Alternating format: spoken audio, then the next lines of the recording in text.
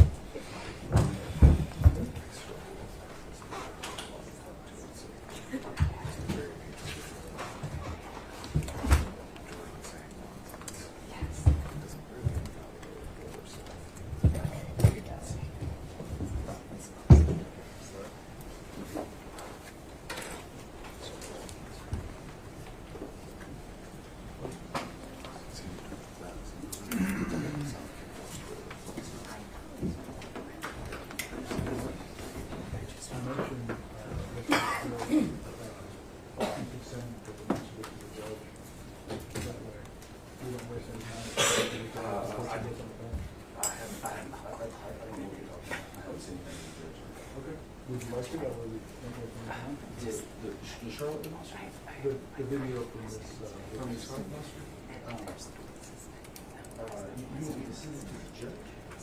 well, I do whatever you want. I was simply suggesting it as a way to pursue. We don't have a break where she doesn't believe it. I don't plan on having a discussion with it about it. It's just used for the launch. Okay, fair enough.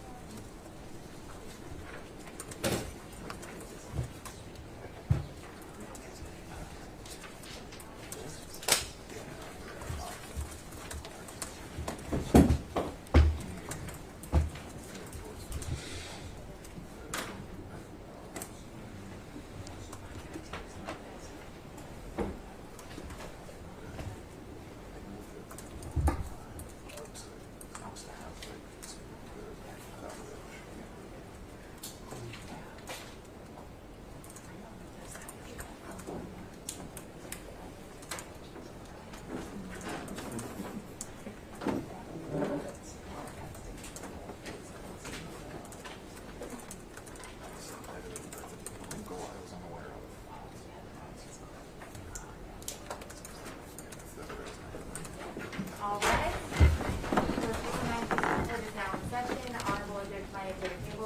Good morning. Good morning, Your Honor. You may sit down. I decided to come in before the jury, just have a quick conversation with the lawyers.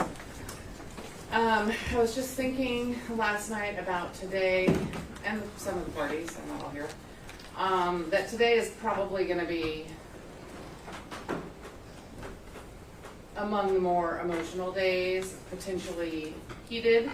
And so I want to make it clear that if at any time I feel like a performance is being given or this is being used for some purpose other than the trial, I will shut down the live stream and potentially throw out the news media as well. Okay?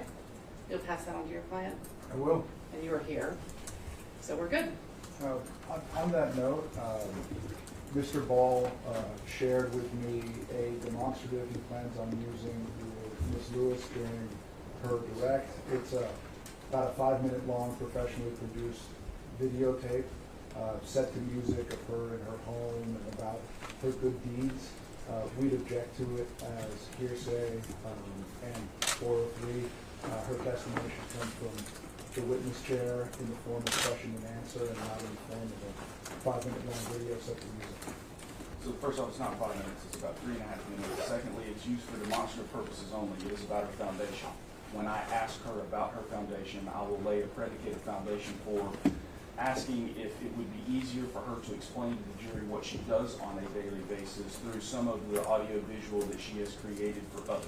Everything that is in that demonstrative, which I would not be seeking to put into evidence, has already been said in this trial in one form or another, and nothing is really asserted for the truth of the matter there. It's really just for her to demonstrate, as she could just through her own testimony, but just in a better way so that the jury understands it. Can you send it to me in an email? I sure can. Will you also send it to Carrie Ward, my staff attorney? Are we going to need that before the first break? We are not, because Mr. Heslin's going on first. Okay, then that's fine. I'll take it under advisement. Thank you, Your Honor. You bet. Sorry, let me just look at this real quick.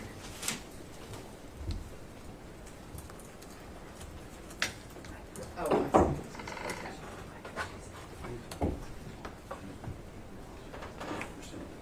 Sorry, let me just respond to this real quick.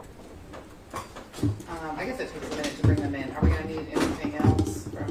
No? Okay, so you can go ahead and bring the jury in while I write back. See, no.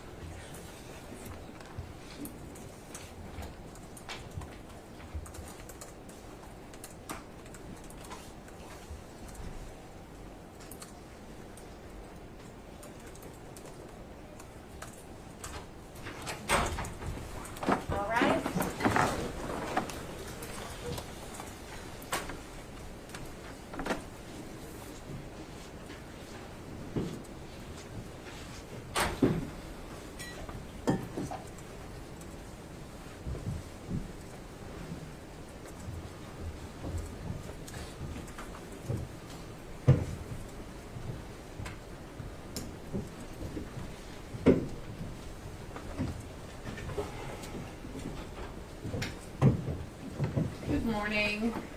Everyone may be seated. Mr. Ball, your next witness. Claims call, Mr. Neil Heslin. Mr. Heslin, you'll come in front of me, please. I swear you in. Raise your right hand. Do you solemnly swear or affirm under penalty of perjury that the testimony you are about to give shall be the truth, the whole truth, and nothing but the truth? Thank you so much. Come have a seat here in the witness stand. I know you've heard me say it, but I'll say it again. There's water. There are microphones. If you are loud enough, you won't have to lean in too far. I'll let you know if we can't hear you. Remember to let the lawyers completely finish their question before you begin your answer. Take your time. If you don't understand something, ask for clarification. Try to answer out loud in words. And try not to. It's not an easy thing under any circumstances testifying, but particularly in this, okay? The only thing I ask is that everybody did counsel speak loud. I don't hear that well. Okay, great. Let's use the microphone, and if you're not going to use it, you'll project your voice. I certainly will. Can we maybe pull the mic? And he just needs to, the chair moves, right? You can just move the chair a little closer. Yeah, hopefully that'll work. Now, is one of these speaker? They're both, yes, the They both work. long, skinny one is the one that projects into the room. Okay. Okay, thank you. Thank you. Mr. Heslin, if you would, introduce yourself to the ladies and gentlemen of the jury. My name is Neil Heslin. I'm the father of Jessie McCord Lewis, killed at Sandy Hook Elementary in a school murder. December 14th, 2012. Mr. Heslin, why is today so important for you? Today is very important for me, and it's been a long time coming. And I feel very good about being here today. To face Alex Jones, to hold him accountable for what he said and did to me, to restore the honor and the legacy of my son that was tarnished by Mr. Jones. Mr. Heslin, you might have seen yesterday that Mr. Jones' attorney said that he would be here today. You might have known that it was understood he would be here today. How does it make you feel sitting in this courtroom right now and Mr. Jones is not sitting here facing you? I think it's a disrespect, and I think it is a cowardly act of Alex Jones not to be facing me here in this courtroom. I've been here for a week and a half, and my final testimony, Mr. Alex Jones does not have the courage to sit in front of me or face me on this morning. Explain to us how it is that you expect to restore Jessie's honor with your testimony and through this process. It's very important for me to have this trial and this testimony today. The reason to hold Alex Jones accountable and InfoWars for their actions. Statements and the remarks and the comments made by both InfoWars and Alex Jones repeatedly have tarnished Jessie's legacy, questioning whether he died, whether he's still alive. I can't even put in words how difficult it is to lose a child, regardless of that age, and under such brutal and horrific circumstances. Sandy Hook Elementary School, the massacre.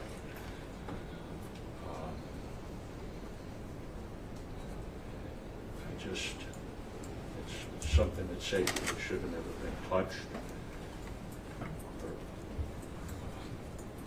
brought into a conspiracy theory, a hoax.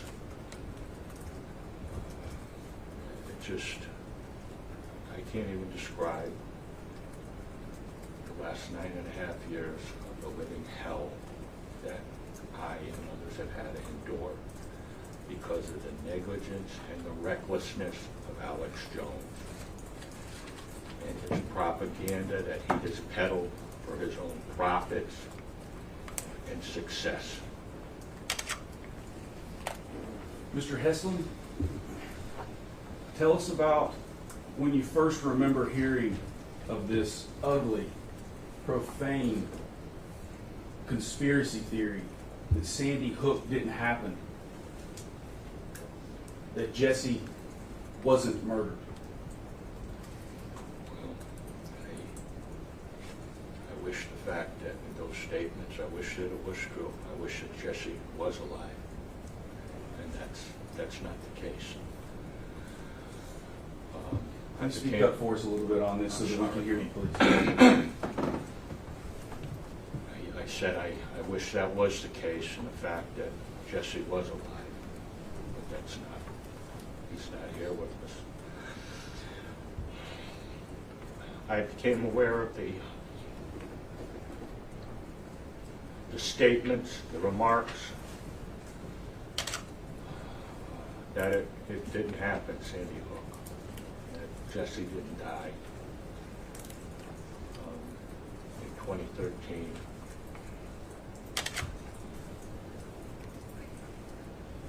And how did it make you feel? In 2013, months, weeks, days after Jessie's murder, hearing that people were beginning to believe this thought that in fact did not happen. It was very disturbing. I was suffering at that time, mourning the loss of my son.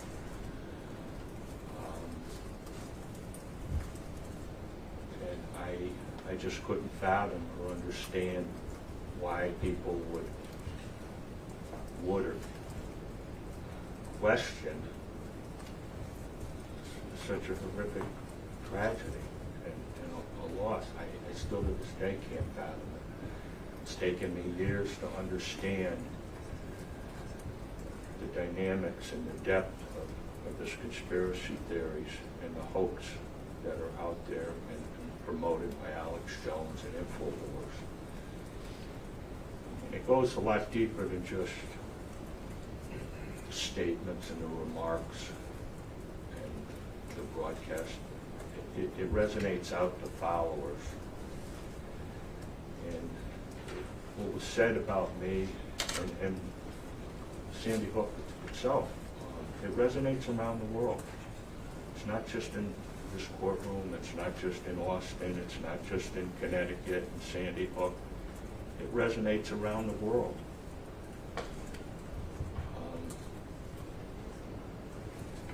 And as time went on, I truly realized how dangerous it was. And the extremists that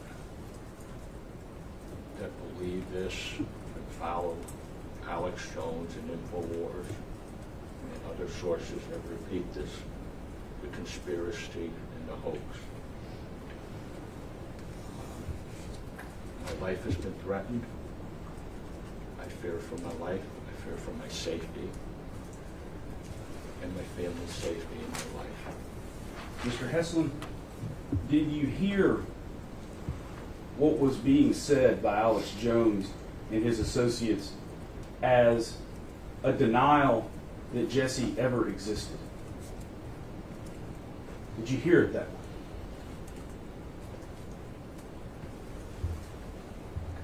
Can you explain that a little better? Sure. Denial? Denial by who? The When Alex conspiracy? Jones and his associates said that this never happened, did you hear them saying that Jessie never existed? If it never happened, then he never existed. I think you've told me that that's the way you've heard it from time to time. Yes, it is. How did hearing other people tell you essentially that Jessie never existed make you feel? It's hurtful. But when you like to step back and finish that first answer in the first part of that, when it's stated that Jessie's was fake, that is an indication that he didn't exist and he didn't live. He did live. I was blessed with 6.5 years. He's been gone 1.5 times.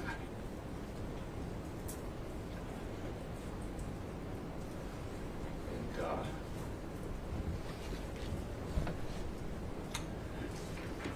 but I cherish those days, those years with Jessie. Excuse me. Take your time, Mr. Heslin. There are some tissues there, Mr. Heslin. Allergies are bad here, I guess. Sorry.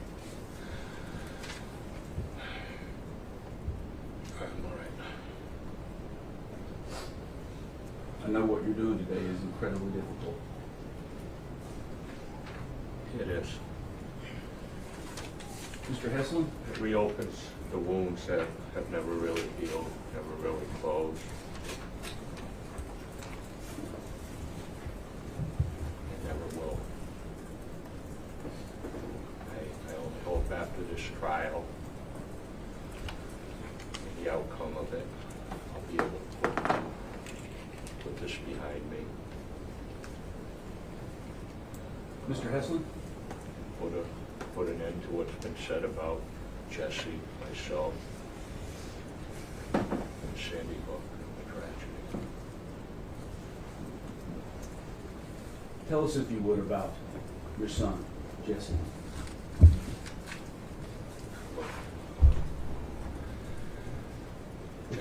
Before you do that, Melissa, if you would, please put up 3PX. And I'm sorry, but can you scoot a little closer to the microphone, because you are hard to hear.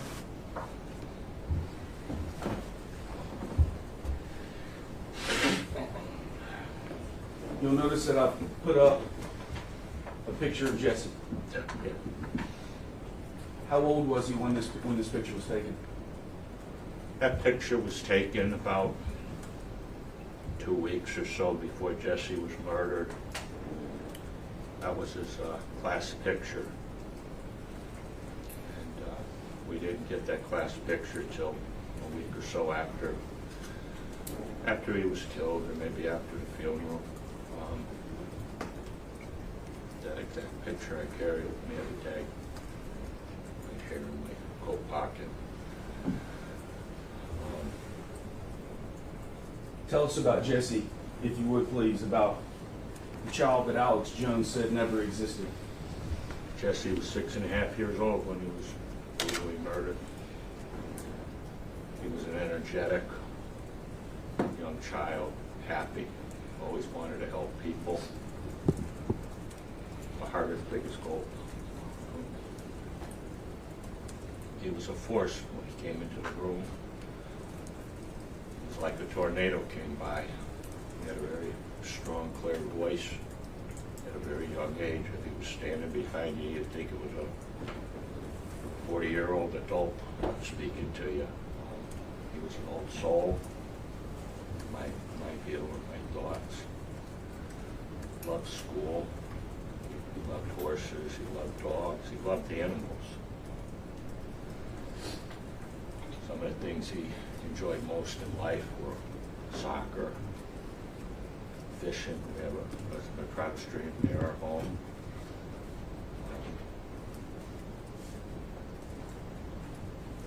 He loved that. He was learning to ride a bike. Just before he got killed in the summer of 2012. One of the most fond memories were in school. They were just learning to add. It's the basic 2 + 2 is 4. And then they learned that if you put a 0 on that, it would be, 20 would equal 40. So he figured out the more zeros you had, the bigger the number you'd end up with. And he was so proud of that he could add such large numbers. And simple as it is, but it was he was just so proud of that. I have dyslexia. I don't read very well.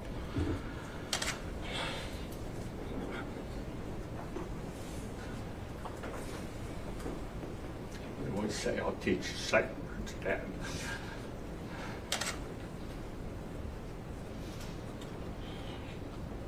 I'm sorry.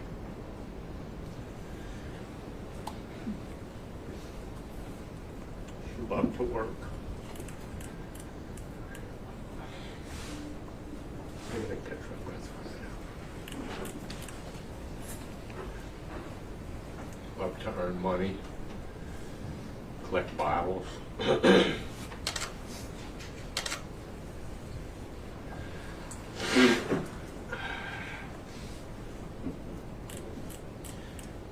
whatever little odd jobs he could. He'd offer to do it for neighbors and friends just to make money. Love to save his money. He collected coins. Yeah, the coins he collected were the coins he made at working, or coins that came from the balance of the bottles that he collected in cans and returned. And one of the biggest thrills and most profitable things for Jessie was collecting scrap metal, taking it to the scrap yard. He was driving down the road with gotta get that scrap metal if it was out by the curbside. We had a pile in our backyard. Periodically we'd go get loaded in one of the trucks and he'd take it to the scrap yard. make his money on it. And afterwards, he always want to stop at Mickey D's for a treat, snack he referred to it as. But he was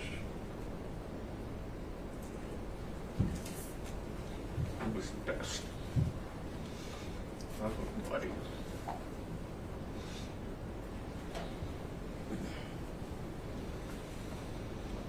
I know this is hard, Mr. Heslin, and I'm very sorry. Thank you. I'm sorry. I want to switch gears just a little bit. I don't want you to have to relive this day I'm sorry. too much. So I wouldn't say to switch it. You do not. You do not need to apologize. I'm sorry that we are here. Tell me when you first remember hearing about the man Alex Jones.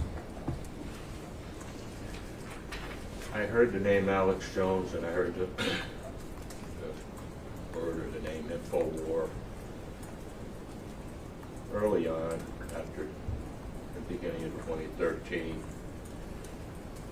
I don't recall if I actually connected both Alex Jones and InfoWars together, and the statements and the comments that were being resonated by both Alex and InfoWars. Took a little bit of time to compile and put everything together. I tried to ignore it, tried to put it out of my mind, not feed into it. As time went on, it escalated quite a bit more. There was a lot more out being peddled on the internet. And social media platforms was being brought to my attention more often, more frequently. I was be asked by rational, sane people why people would say these things. Why would they, in their minds, believe or state that this tragedy and this murder didn't happen, and that Jessie wasn't killed? Why people accused myself and the others of being crisis actors, fake, phony.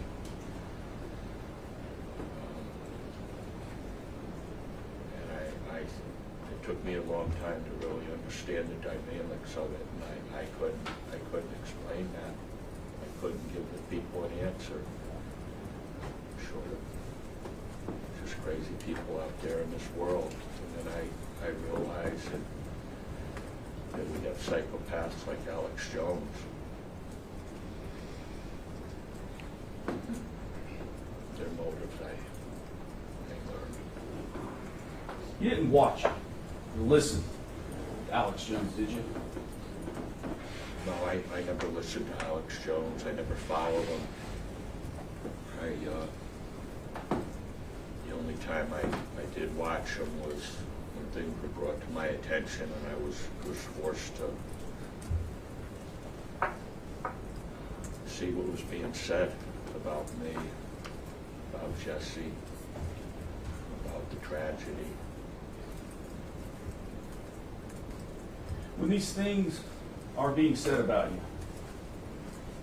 Sandy Hook didn't happen, that you never held your child never existed, are you having encounters with people in the public about these horrific lies? I do. I have. Right up to this day. And this morning. Talk to us about some of the earliest encounters. There's so many of them. There's such a variety of them. The encounters or interaction, many of them are on the internet. Many of them are anonymous phone calls. An extremely large number of people come up to you in the community or through travels. It's just, it became a way of life, an awful way of life to have to live. Is it still that way of life today for you? Pardon? Is it still that way of life today for you? I didn't hear. Is it still that way of life today for you? People encountering you in the public and pushing these awful lies and conspiracies that Alex Jones has broadcast. Yes, it is. Sometimes it's more often than not. Sometimes there's fewer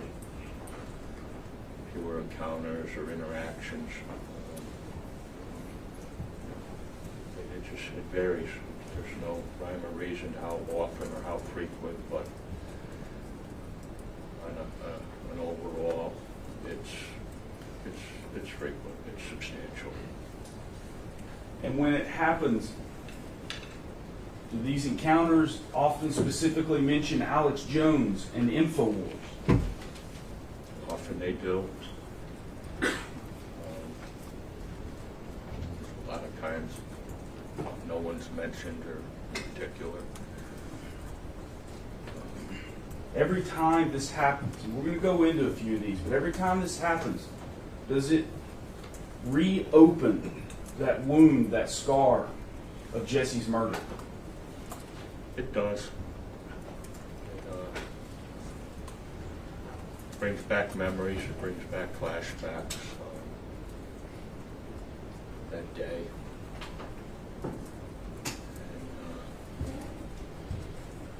It brings back the memories of when Jessie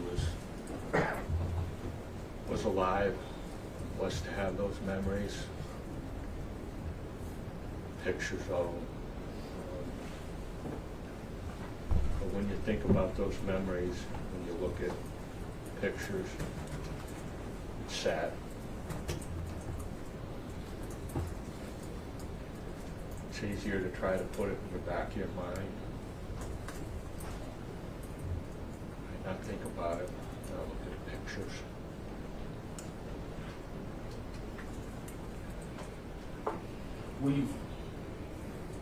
We've in this trial heard about the interview that you gave to Megyn Kelly. Yes. You've seen some stuff with that, and you obviously you lived it, right? Pardon? You lived it. You gave an interview to Megyn Kelly at her request. I did. Tell us why you did that, Mr. Heslin. I did that interview for a couple of reasons. Hopes of reaching Alex Jones and trying to get him to stop what he was saying and doing. I never attacked Alex Jones viciously or negatively. In fact, that interview was around Father's Day. I believe I even wished him a happy Father's Day. And I remember thinking and stating how lucky Alex was. He's a very lucky man to have his children with him. And I hope he has them for the rest of his life. I wouldn't wish upon Alex or anybody the loss that I sustained through a child. And, he's very blessed to have his children, and God bless him with that. I don't have that anymore.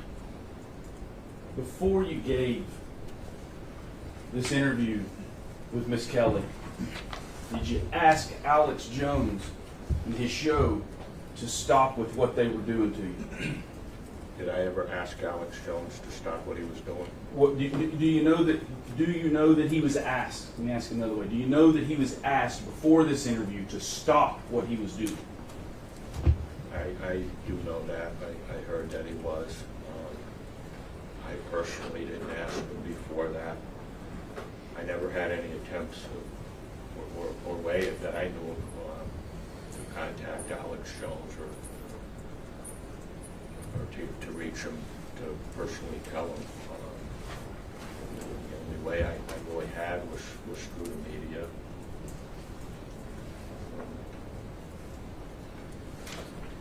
And after that Megyn Kelly interview, in April of 2018, you first became aware of Owen Shorter, broadcaster, a newscaster, an employee of Alex Jones. Correct. I'm going to play what's already been played, a cut of it, Plaintiff's Exhibit 23, and after we play it, I'm going to ask you a few questions. Okay, sir? Yes, sir. All right. Play that for us, please, Melissa. You would remember, let me see how long these clips are. You would remember if you held your dead kid in your hands with a bullet hole. That's not something that you would just misspeak on. So let's roll the clip first. Neil Heslin telling Megyn Kelly of his experience with his kid. At Sandy Hook Elementary School, one of the darkest chapters in American history was a hoax. I lost my son. I buried my son. I held my son with a bullet hole through his head. Neil Heslin's son Jessie, just 6 years old, was murdered, along with 19 of his classmates and 6 adults, on December 14th, 2012, in Newtown, Connecticut. Yeah, I dropped him off at 9:04. That's when we dropped him off at school with his book bag. Hours later, I was picking him up in a body bag. Okay, so making a pretty extreme claim that would be a very thing vivid in your memory, holding his dead child. Now, here is an account from the coroner that does not corroborate with that narrative.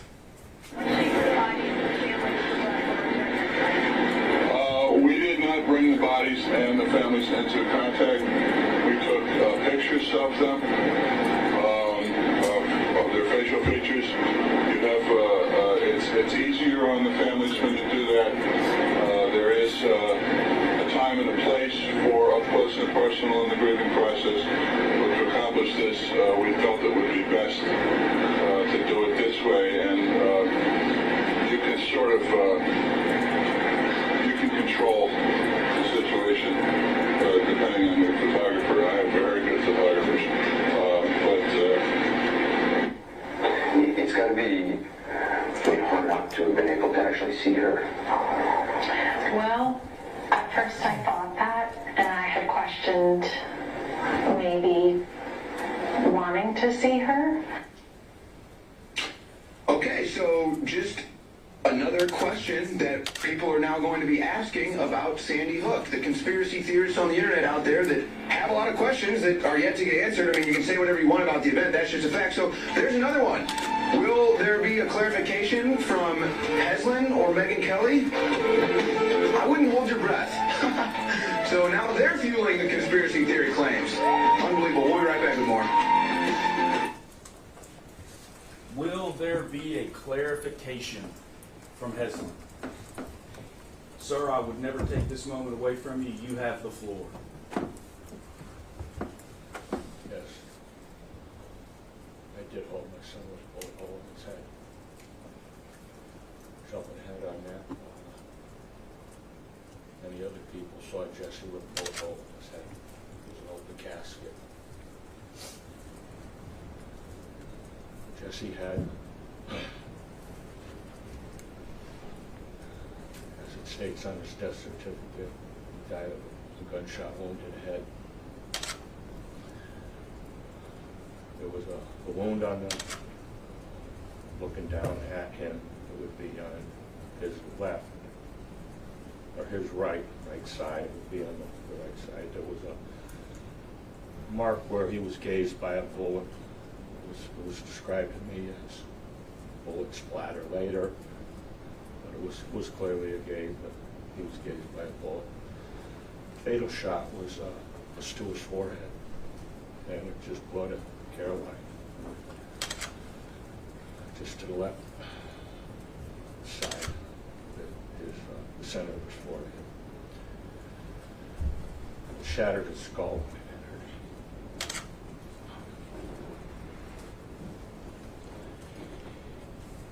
exited the rear left of his skull. Exit wound was that was the size of a softball.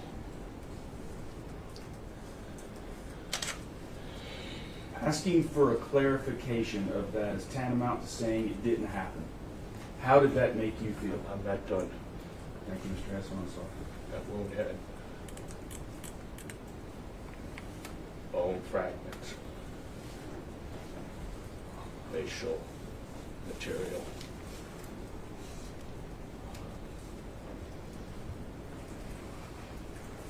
That's my mind. At the funeral, again, Eisenach could touch Jessie's head because it was very fragile. Basically, it would have fallen apart.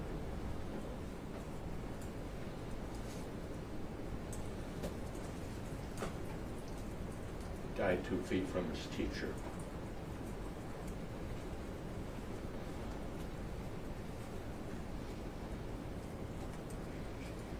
There's more about that.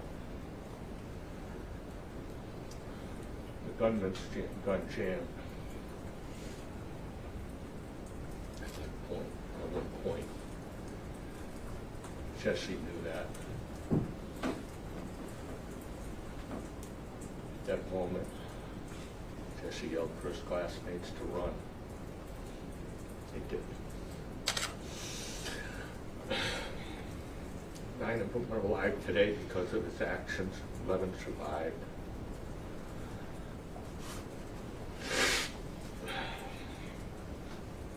Two were in the bathroom.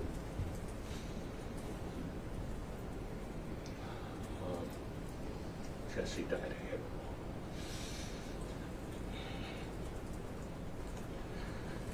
It's been brought to my attention and mentioned to me after by the parents. The 3 of us were the runners.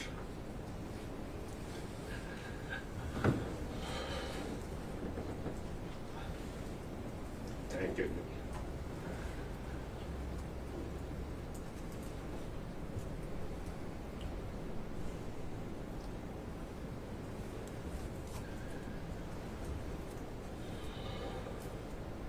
I went into school after.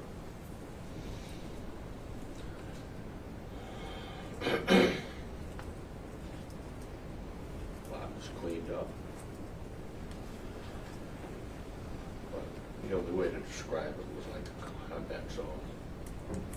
Lock was shot out, toilets were shot out and shattered, windows were shattered, point of entry, the glass still remained on the ground.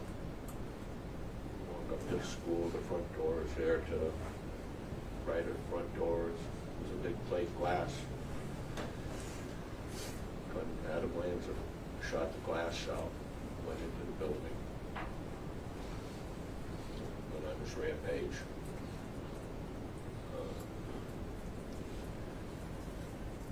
I spent a lot of time in the classroom myself, alone. I knew the exact spot Jessie's body was.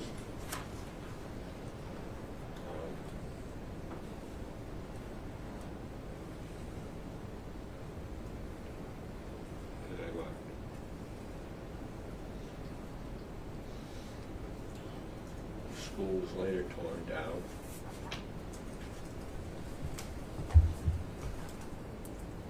And relocated on the same site where the murders occurred, in the school, in the building, the classrooms. That's referred to as the sacred ground. It's described as a silent memorial. It's just a mound with some trees around it. Paver bricks. I just refer to it as a murder site. I visited that almost every December 14th.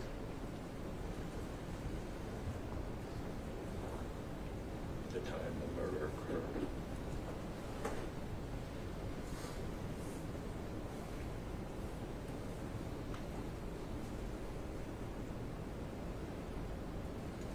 Mr. Heslin, may I ask you a question? Yes, sir. Thank you. Every time that you hear this lie that Alex Jones has pushed, does it make you relive everything you just told us?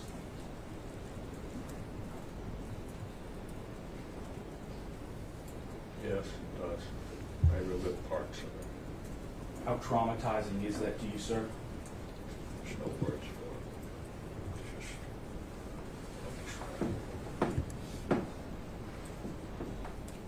I get anxiety. My stress level goes way up.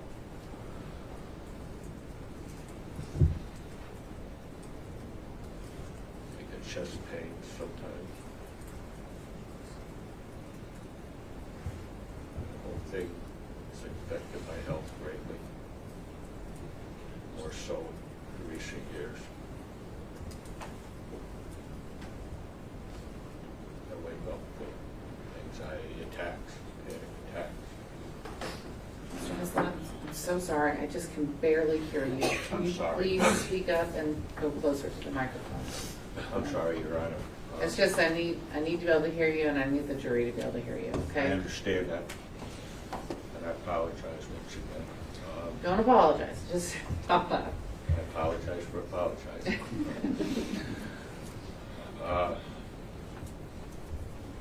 I wake up at night with panic attacks sometimes.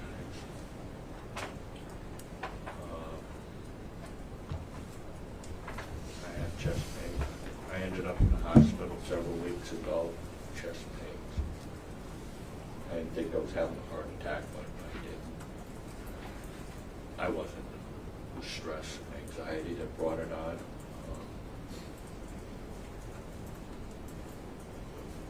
Not a healthy thing. I hope with the outcome of this trial, that will subside a lot. I hope some goal is to hold Alex Jones accountable and be able to walk out of this courthouse very soon with this all behind me and move on with my life.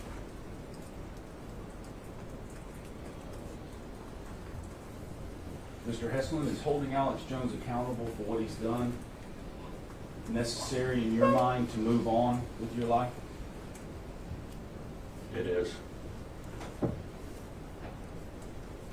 This trial is the only way I can restore my credibility and reputation. It's been destroyed and damaged by this constant attacks and this peddling of conspiracy and hoax. At one point I was called, I was accused of being a liar. I lied about nothing. I'm here in this courtroom telling the truth today. Something I remember. This, on the opening statements, defense attorney said, lie to a jury, lose the jury. I would never come and lie. I have never lied about any of this.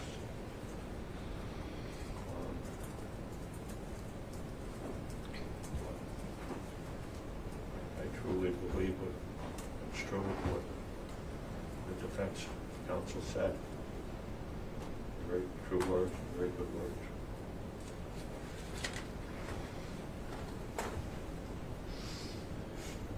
Mr. Heslin,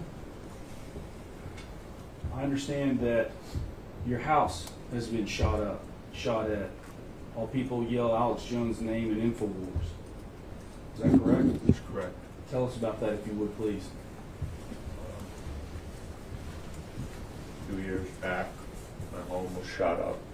Vehicles were shot up in my yard.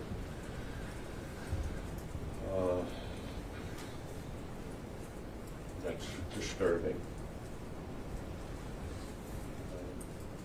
Facts are, this trial was supposed to happen a month ago, April, I guess it was, and it was postponed due to the bankruptcy filings. proximity of that time when this case was put on stay. Somebody drove by my home, shouting out the window, "Alex Jones," and it sounded like gunfire coming from the vehicle.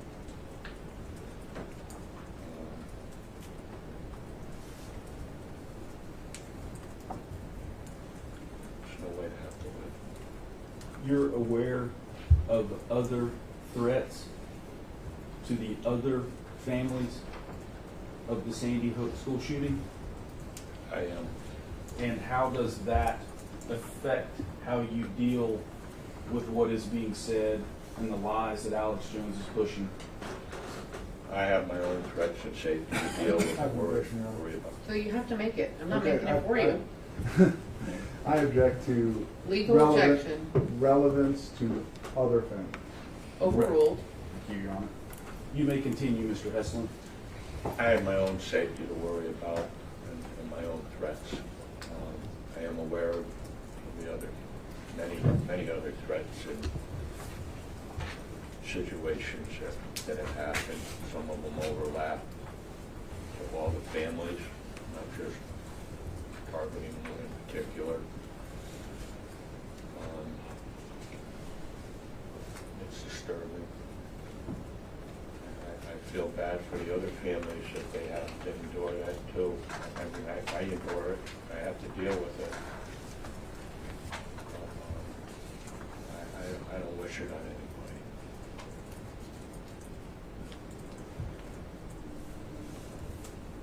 How do you recover from losing a child? Took a long time to. You never recover from the loss of a child. I accepted what happened right after it happened. I didn't like it. I couldn't change what happened. But I knew I had to accept it to be able to move forward. I was able to move forward. But I never, you can't get over the loss of a child.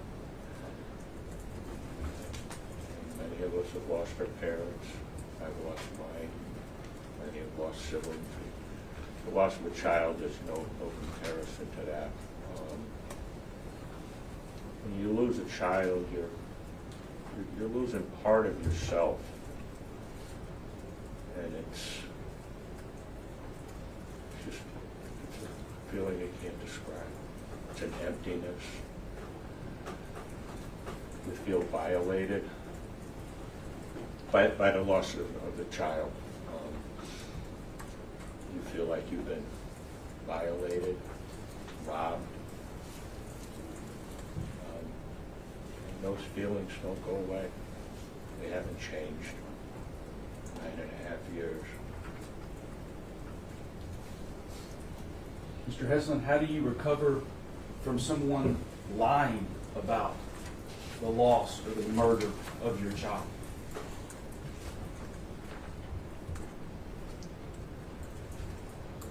Hold them accountable for their actions.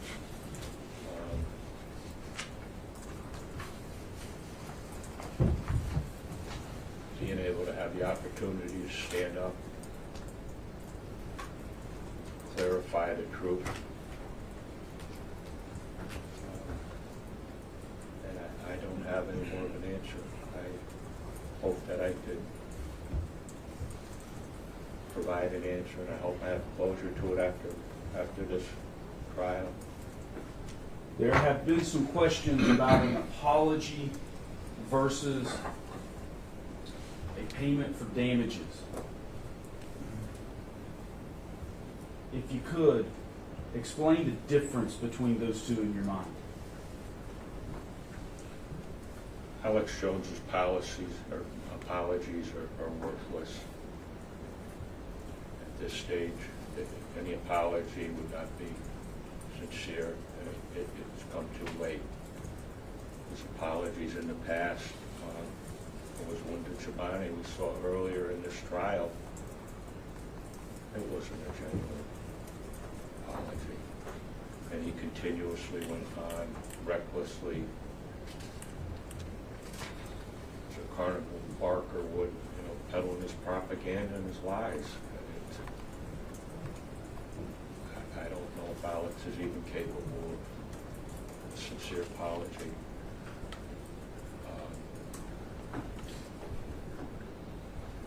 What was the other part of the question? The apology that you've told us about now I'd like for you to compare that in your words to what you're requesting in this case, damages in money, and why. The monetary side of it, I believe that's the only way to really put a stop to it and prevent this from happening anymore. And it's clear an apology hasn't worked for Alex Jones. He hasn't been sincere. And when you give an apology, don't turn around and say, I'm sorry, and recklessly do what you did before you apologized. That's not an apology. It's just useless words.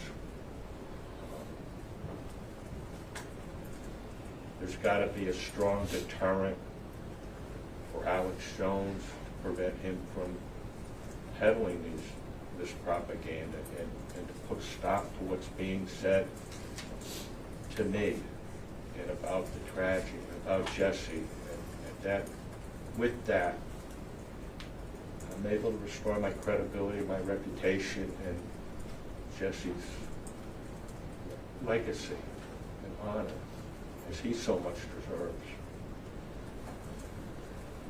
He would have been 16 years old. And all I remember him as was a 6.5-year-old boy. He'll always be 6.5. He'd been driving now, probably, instead of riding a bike.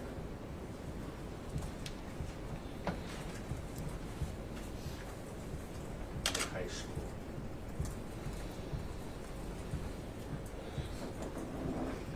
I wouldn't be here today if he was here.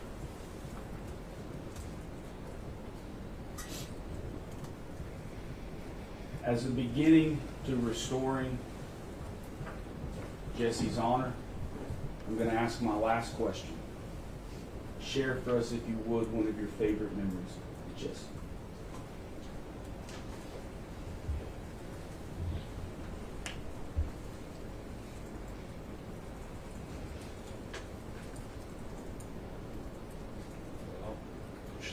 Share two memories with you.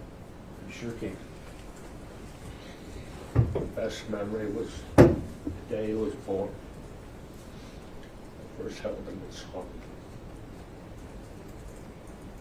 He was a big baby. He was 11 pounds when he was born.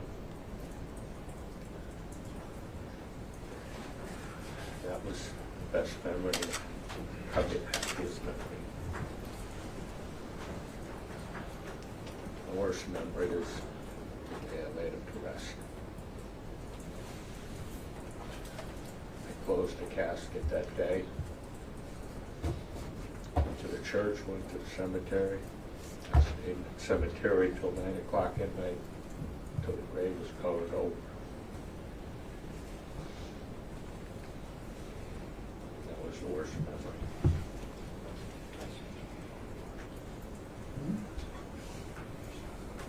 Thank you, Mr. Heslin. I appreciate your courage and your time today. I don't have any other questions. All right. Thank Can you keep going right now, Mr. Heslin? I'm good. Okay. Mr. Reno?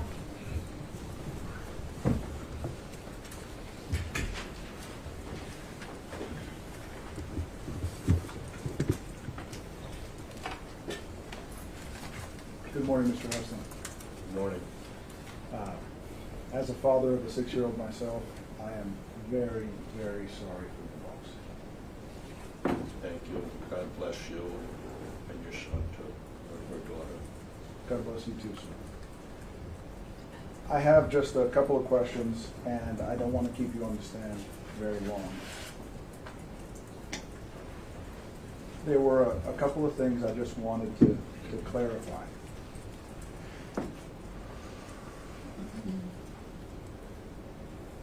When, or I'll turn it this way, was the first time you actually watched Alex Jones on a screen speaking when it was brought to your attention by Lenny Posner in 2018, the Owen Schroyer report? Yes, that's correct.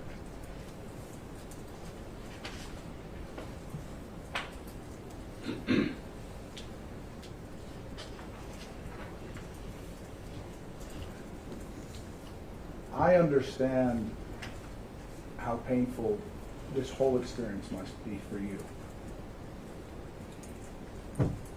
And I respect your choice, whichever way it went.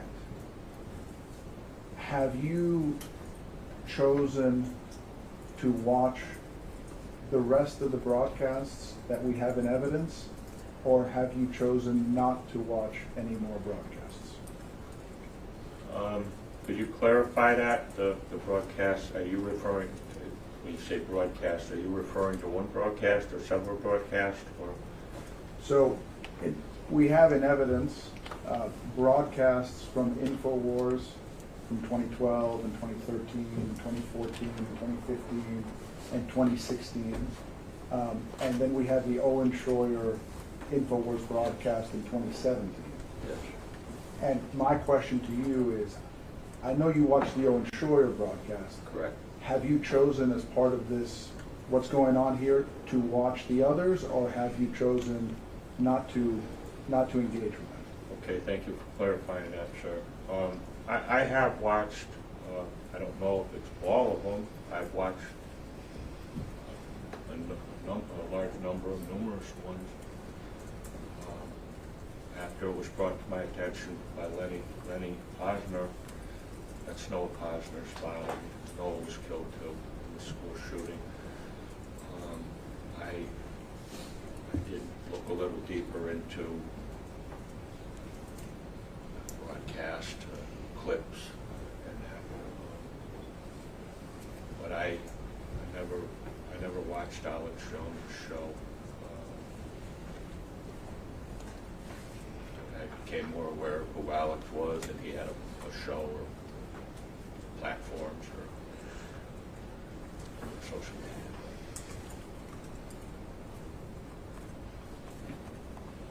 media. You told us that during the period before, Sorry? I'd like to refer you to the period before the Megyn Kelly interview. Yes. That, Period, okay. that during that period, before you went on Megyn Kelly, you were generally aware of conspiracy theorists and rumors online. Is that correct?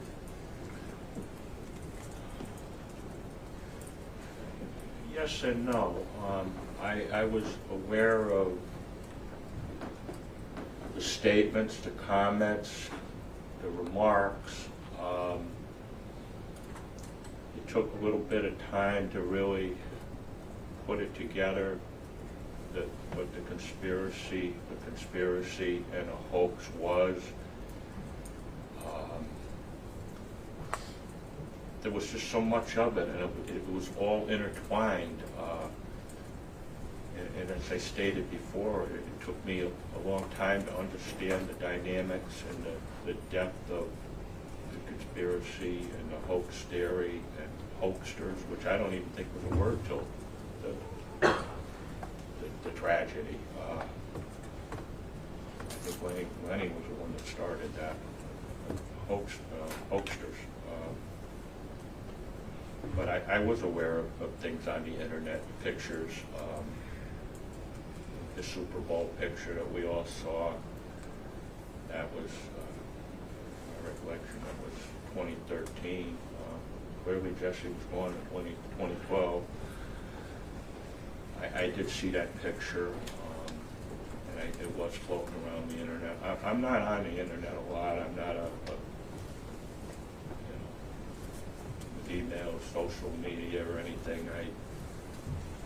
over the last few years, became a little more up on it.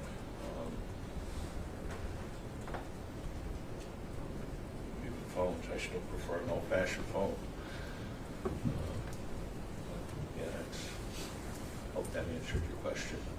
It does. Clarified it. It does. And so what I took from your answer is that you were, although you'd never seen Alex Jones's show, you were generally aware that there were a lot of people online that were engaging in conspiracy theories about the tragedy at Sandy Hook. Is that correct? I didn't know who they were or how many or anything.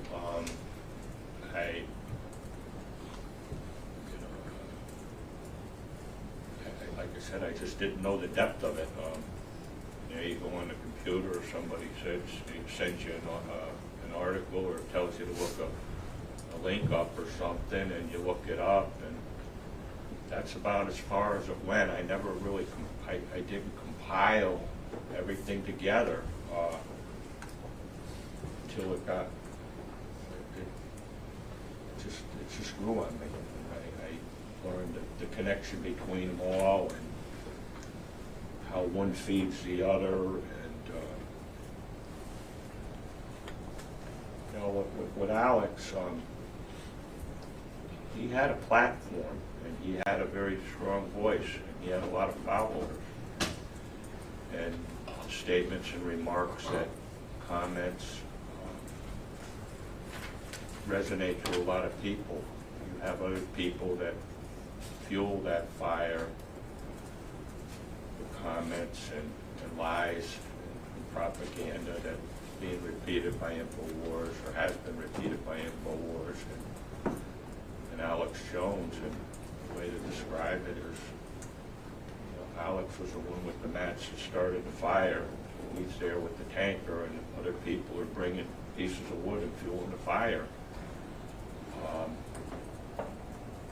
That's because Alex has such a large platform through the internet.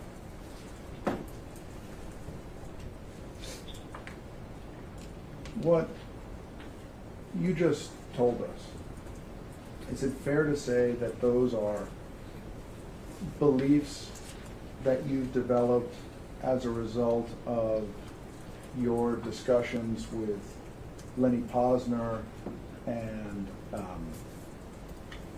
with your lawyers and with the expert witnesses? You mean the statement I just made about the fuel tanker? Hang on, there's an objection. First off, I think that directly calls for attorney-client communication. Sustained. Secondly, I think that it mischaracterizes the record that we've heard this far. Sustained. So does that mean I can answer it? No, sir. He has to ask you a different question that doesn't violate the rules. Okay, thank you. The answer that you gave us previously about what you refer to as the intertwined nature of Alex Jones and people who believe in conspiracy theories, you came to that conclusion at some point after the Megyn Kelly interview as a result of your conversations with Leonard Posner and others. That's not true. Maybe I could describe it a little better, but there was a menagerie of the comments, the statements, and it was like a can of nuts and bolts. You dump it out, and they're all there till you sort it out. And as I said, I didn't follow it. I didn't investigate it. But then when it got more common and there was more of it going on, I had I looked into it a little more, and I sorted it out, and that's how I put the connection together. And no, it didn't come from Lenny Posner or my attorneys. That was from my personal experience and my personal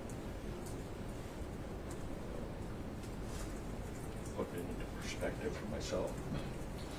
And this belief, I'm sorry, sir, have you finished? Or inhalation on analyzing it. And this belief that you formed it in or about 2017?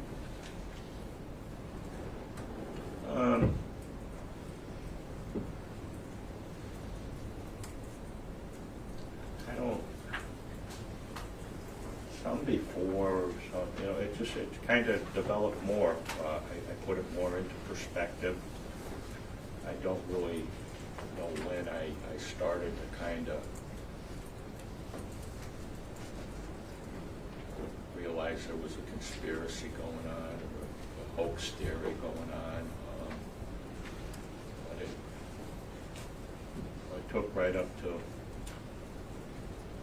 today to really put things into perspective, the depth of it, and I'm sure I'll learn more in the future.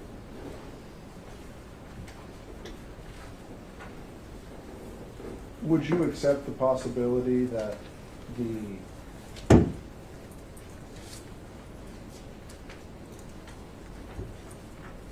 hoax theory that no one died at Sandy Hook did not originate with Alex Jones?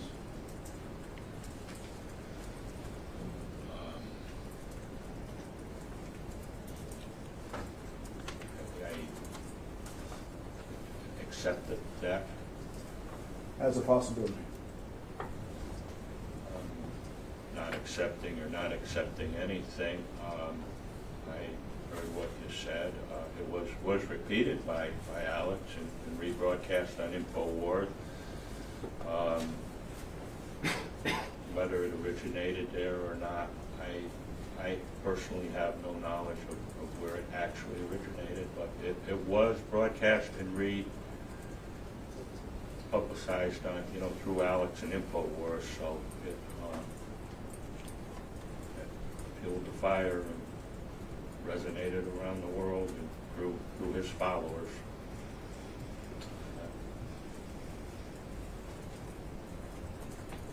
You've stated before that you have a vendetta against Alex Jones. No, I don't think I ever said that. I don't think I ever said a vendetta with Alex Jones. I stated Alex started this fight, and I'll finish this fight.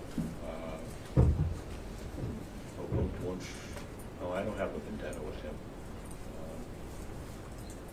Once we're done here, I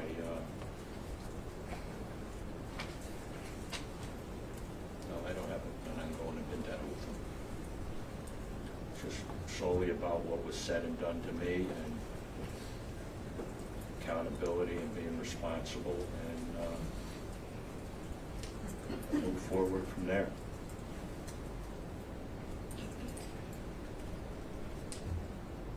Would it refresh your recollection to take a look at your deposition that you gave in January of this year? Yes? Yeah, I'll look at it.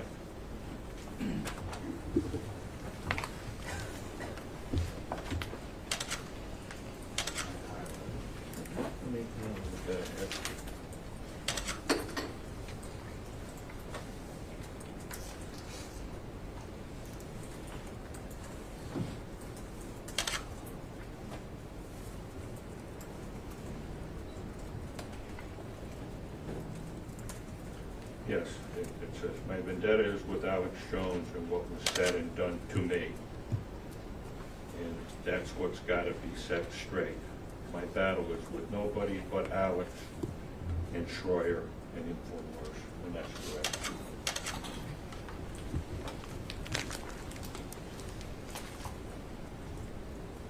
When you use the term vendetta, Correct. A vendetta is a blood feud, right? I don't really know if I classified it that, but I don't have a blood feud with Alex Jones. As I stated before, my my battle is with what was said and done to me. Once we're done here in court, as far as I'm concerned, my business with Alex is done. Provided, you know, he never mentions me again, moves on, and no more conspiracy or hoax theories about Jessie.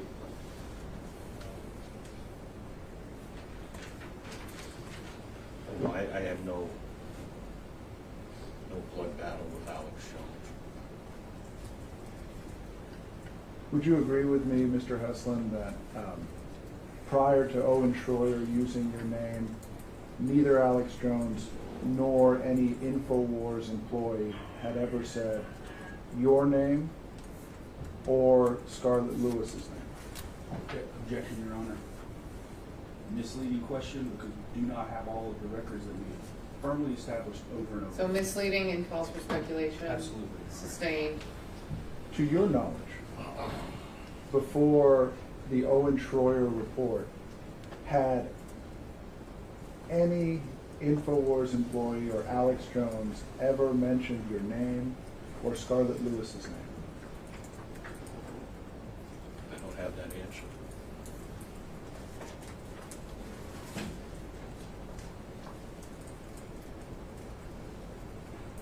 Generally, I feel, and I want to know if you feel. Sorry, what? I feel like death is a very private event. Would you agree with that?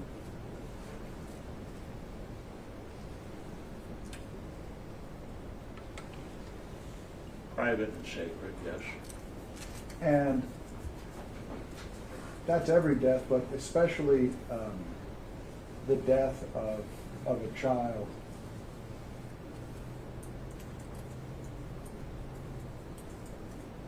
I agree with you. I agree with him, yes. And it's sort of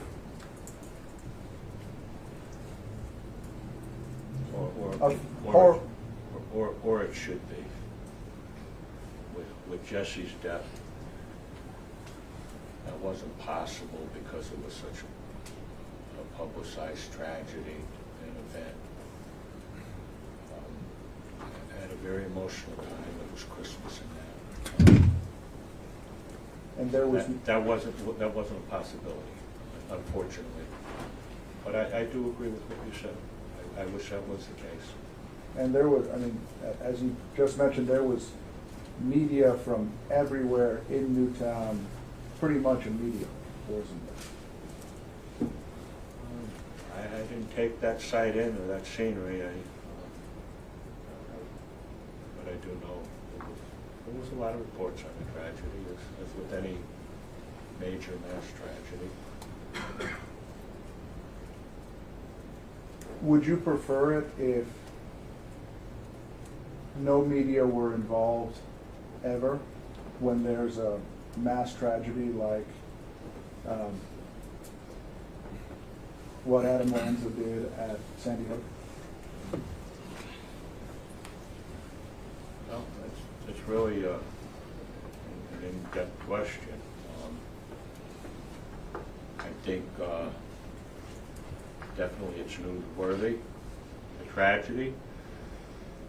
I think it's something that should be covered by reputable media. I think there should be as much respect and privacy as possible given to the victims or the directly affected. But that's almost an impossible task because the names become part of the news.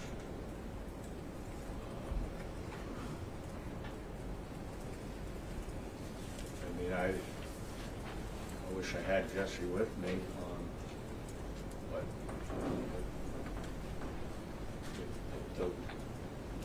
the loss,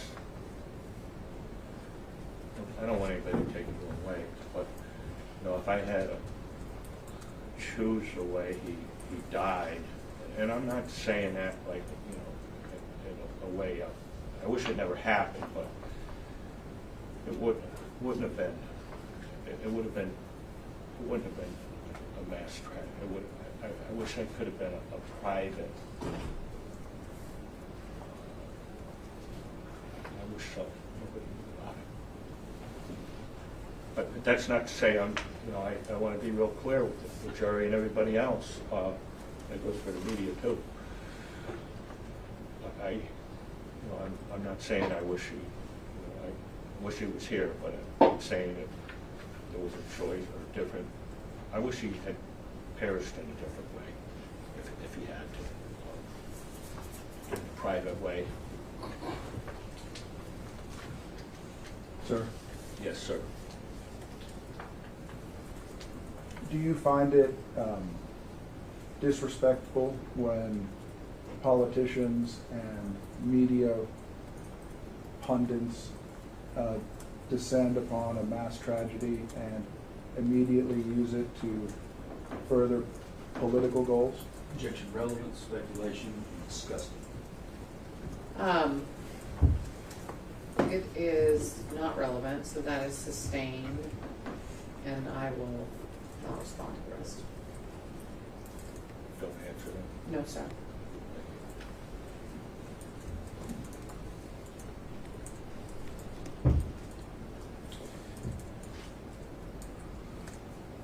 Do you recall going back on the Megyn Kelly show after this lawsuit was filed? I do. And do you recall her asking you, what do you want out of it, Neil?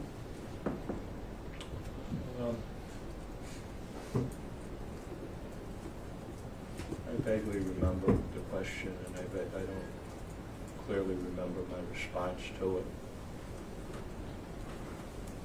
Would you agree with me that your response mentioned nothing about money? I don't recall.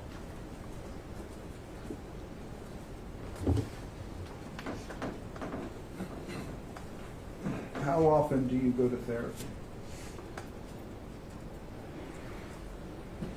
About once a month now. It was more frequent in the past.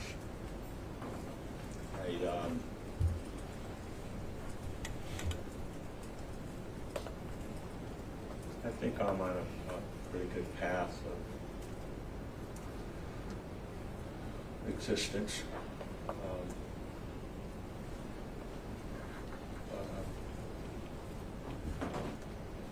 I need the therapy still.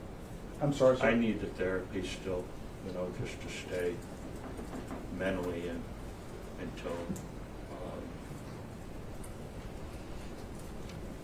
It's just good to be able to talk about it.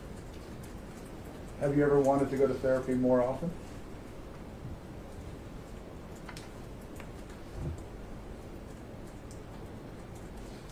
No, I wish I didn't have to go at all.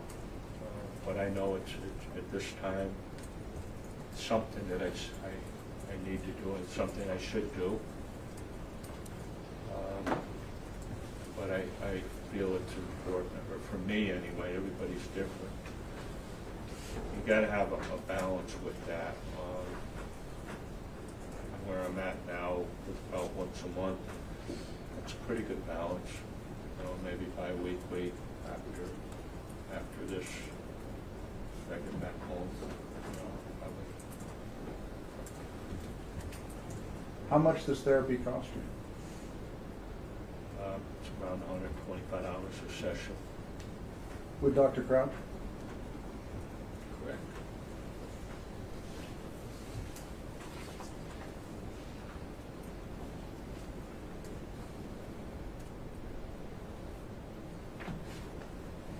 After the Sandy Hook school shooting, did you become an advocate for gun control?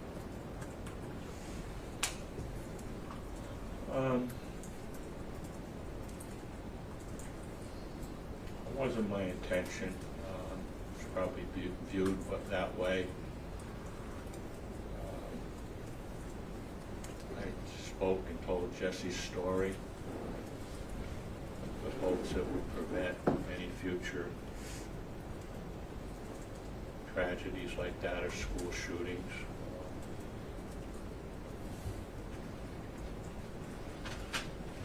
And in the initial part after I told Jessie's story, it was something that I think everybody needed to hear.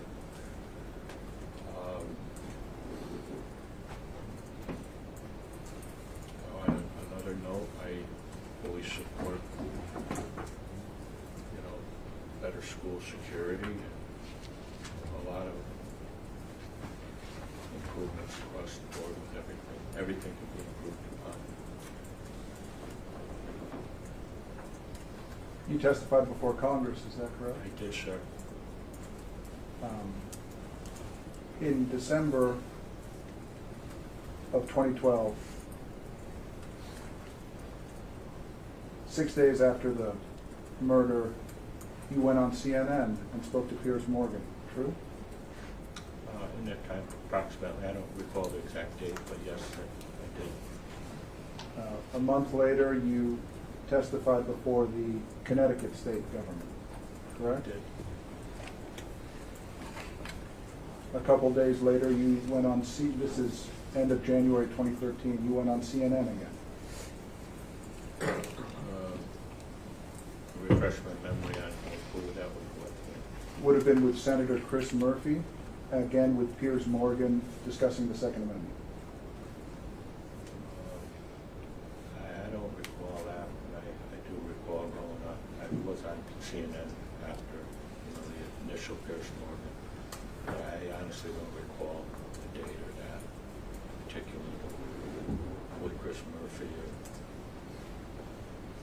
Do you recall? I'm sorry, sir. Or discussion with CNN about the Second Amendment. Do you recall in February going on CBS after you testified in front of the Senate Judiciary Committee?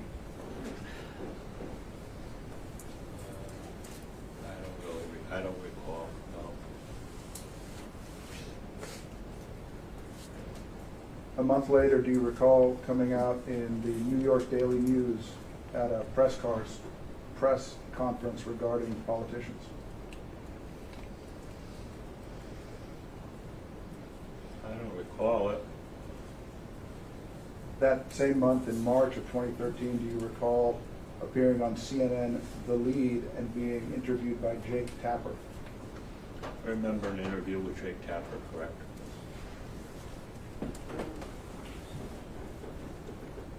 You're familiar with an organization called Demand Action that advocates for gun control? Objection to relevance. Sustained.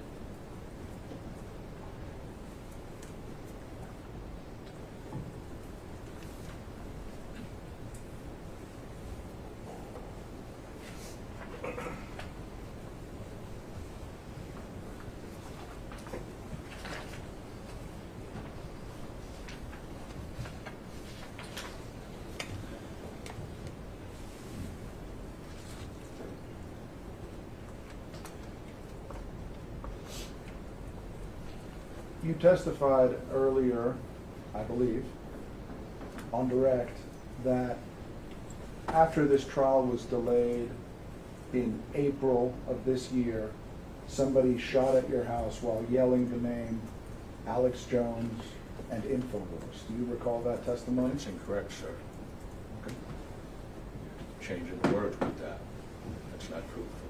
Will you tell me what it is? What I said was, I don't know the exact, you probably know when the trial was, it was in April, correct, when it was supposed to go forward before?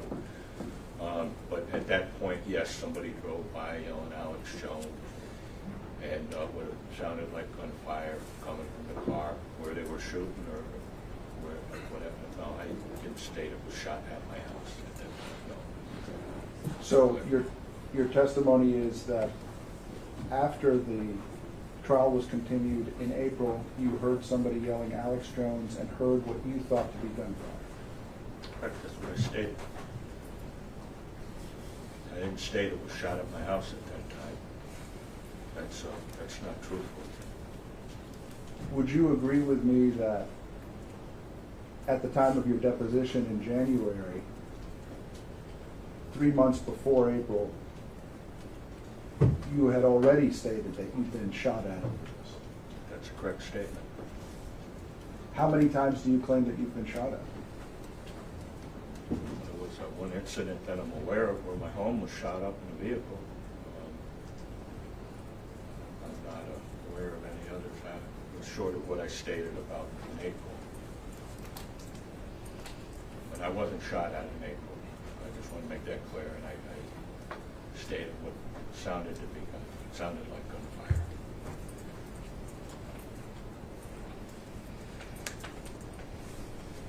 You'd agree with me that that's a crime? What? You would agree that that's a crime? I totally do agree with you. And certainly if somebody shot at your house and shot at your car, that would be a crime as well? Would be, sir. A crime that would result in a police investigation, true? I reached out to the police. It was also looked into by the state police. Do you know Detective Jewis? Pardon? Detective Jewis? I do know him. He testified here the first day. Do you recall that? That's correct. I remember that. Do you recall his testimony that he hadn't produced or knew of any police reports reflecting harassment by anyone other than Wolfgang Halbig? I remember that. But I will add to that he was aware of that incident at my home. He did come and look at the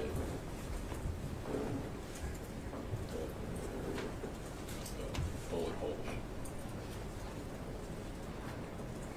No further questions. All right. Mr. Ball, do you have more? It's Very 10. briefly. Okay, so like total 10 minutes? Oh, yes. All right, then we'll just hold off and do one big break all at once. Go ahead.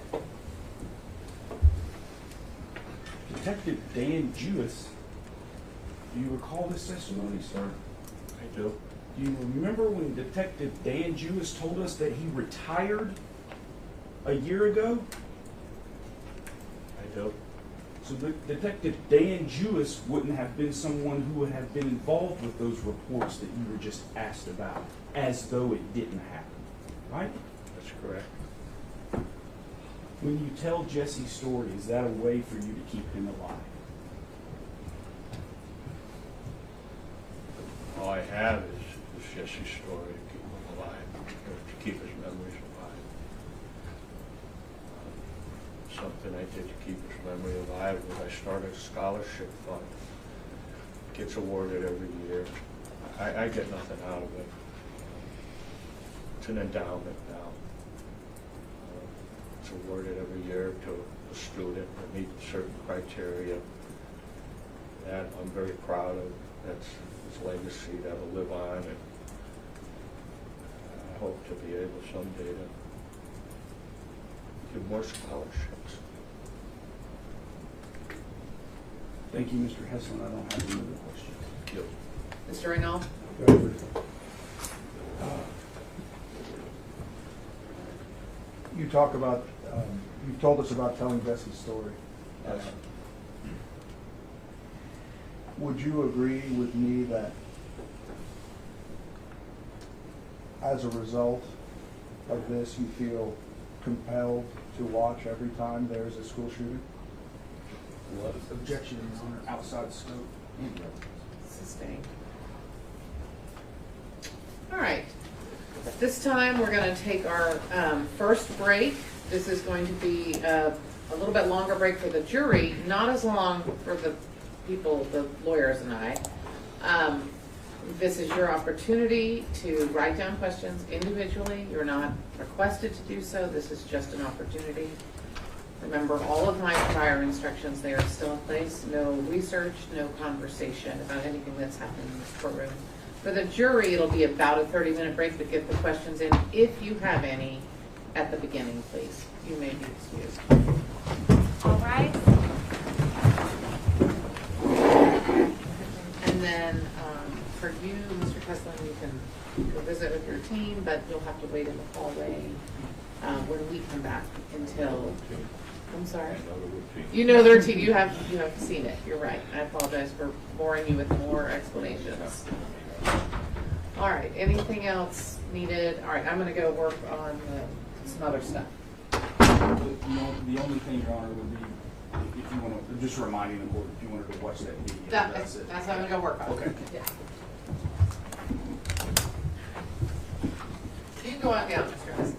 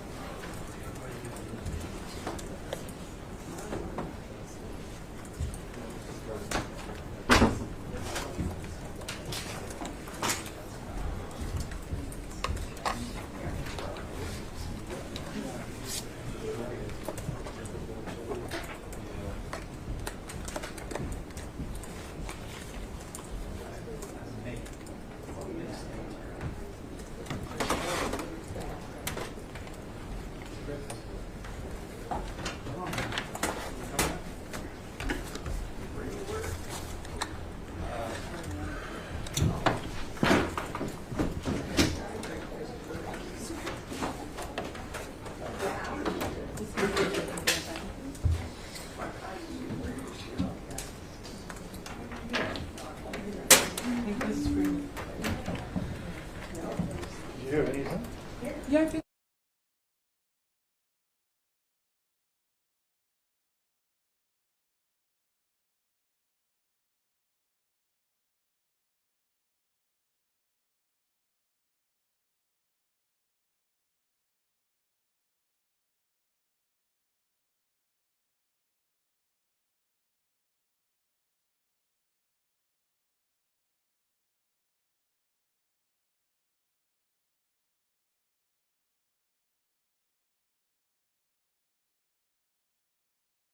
days after. That is a decided issue in this case.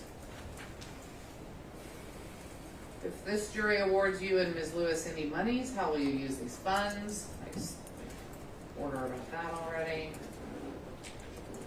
You mentioned that harassment by Alex Jones fans or hoaxers was frequent and substantial. Can you further define these terms?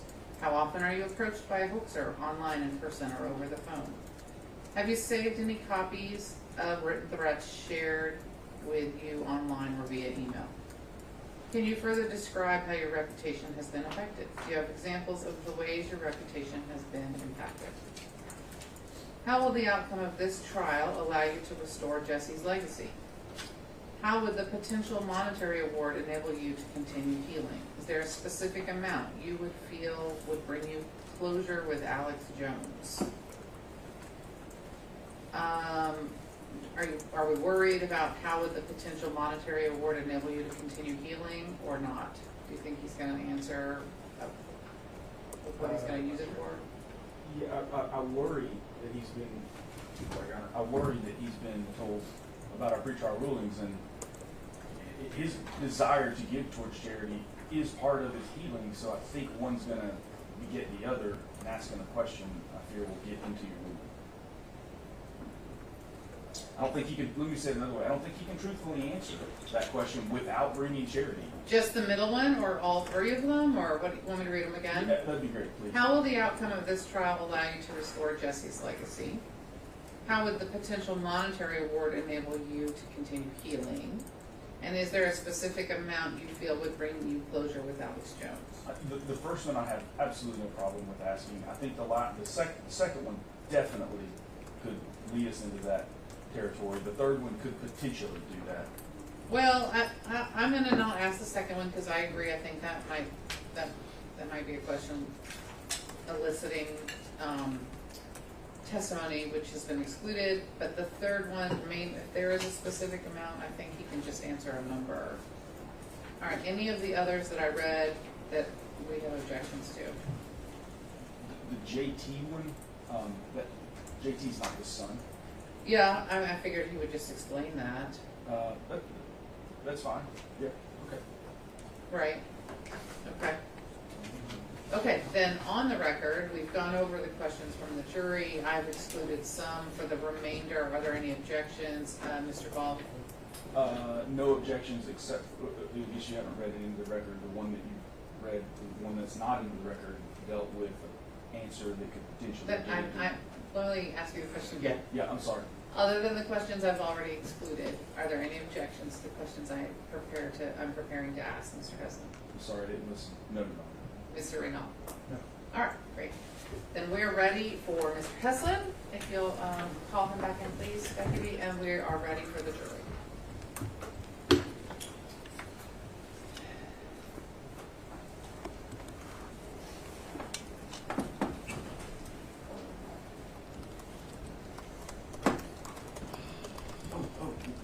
Do we want to talk about, because the moment he's done, I'm going to call. It's going to be fine. Okay, thank you. Yeah.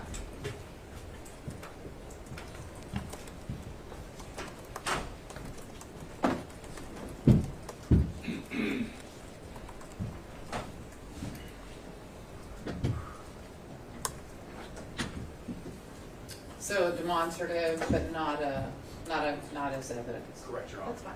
Yeah, I read it. Everything that she says or pictures, they're all admissible. They would all be admissible. So. I think I might have just said I read it. I watched it. I understood everything.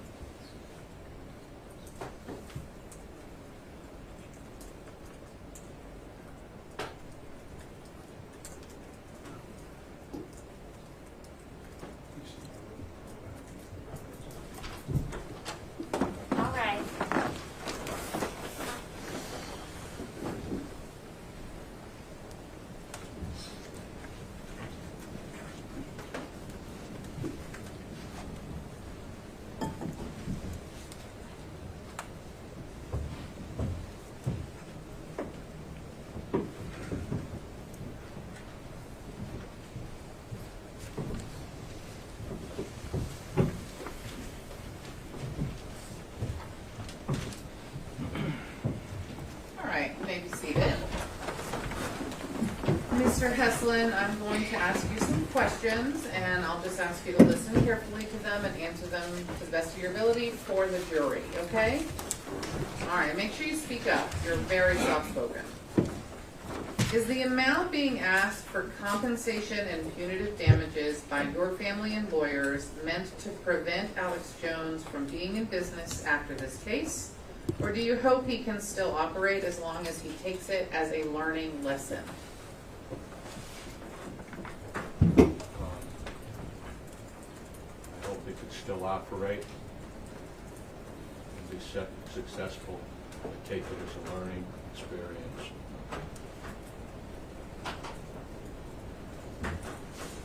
When did you first meet and start interacting with Detective Jewis? Detective Jewis, I met through the tragedy and the investigation at Sandy Hook. He was the lead detective. He testified to the actual date I met him. I don't recall that. It was sometime shortly after the tragedy. When did you first start therapy with Dr. Crouch? That was in 2013. Best of my memory, it was in the summertime. Did you ever try to contact Mr. Jones directly?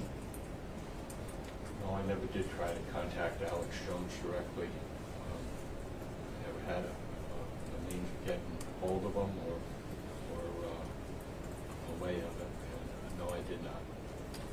How has Jesse's passing affected JT and your parenting with him? How old was JT when Jessie passed? JT would have been, I believe, 12. I can't answer on how it affected anybody else outside of myself. But I will say JT's done an incredible job.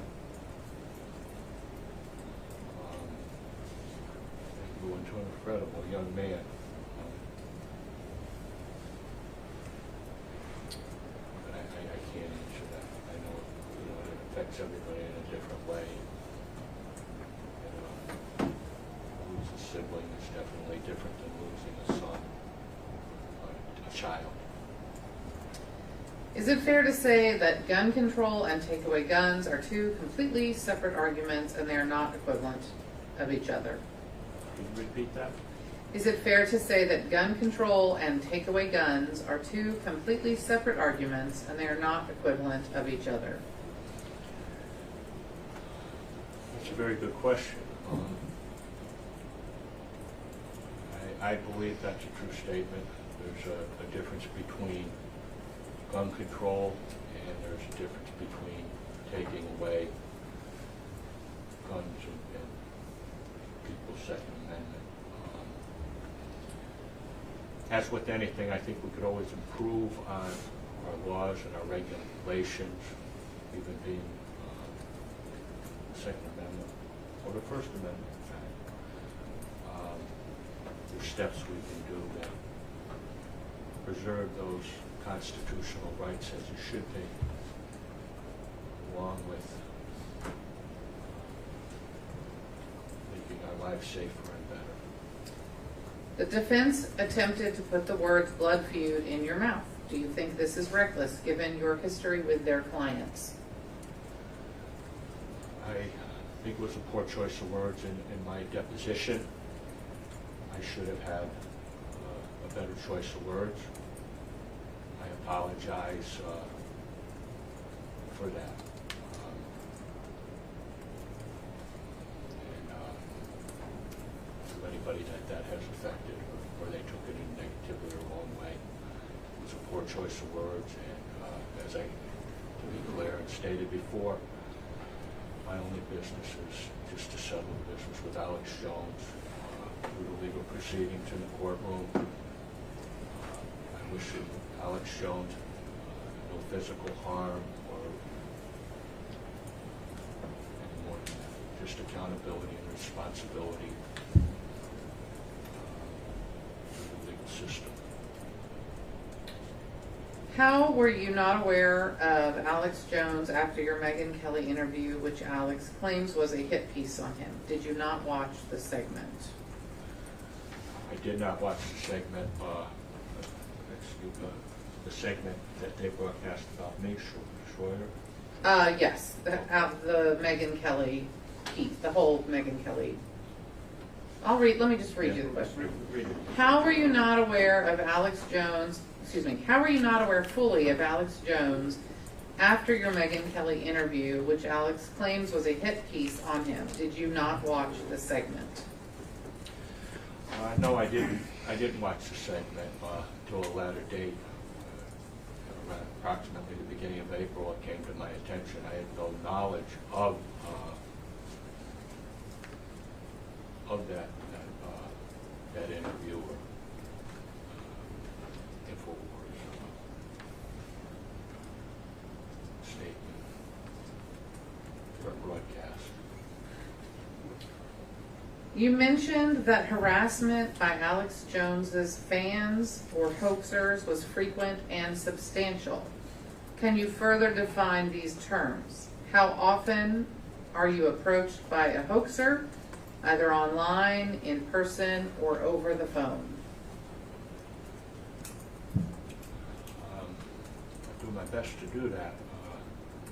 It's been over a 10-year period, 10-year campaign of conspiracy and hoax.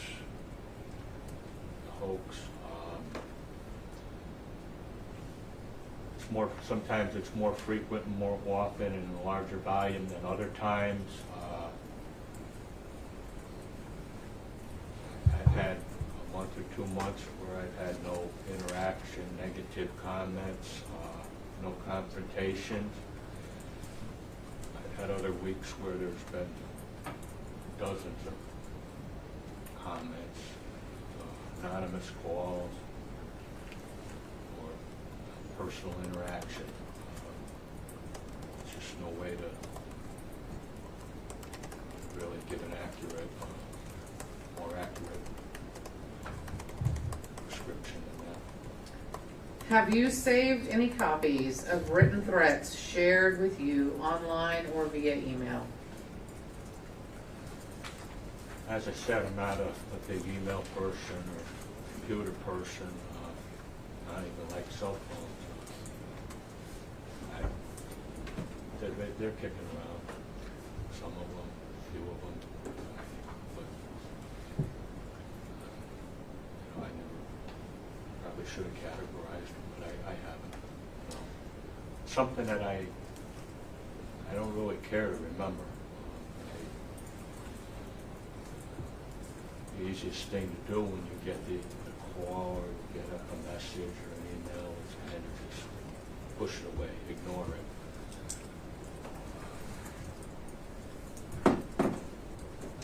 Can you further describe how your reputation has been affected? Do you have examples of ways your reputation has been impacted? Well, as I said, it was my reputation and my credibility. The image of these broadcasts, people question what I lied about.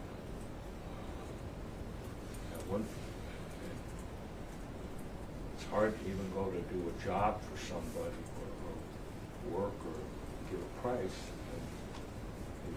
So many people, especially in Connecticut, in the area where I live, they know who I am, they recognize me, who I am, by the name or by the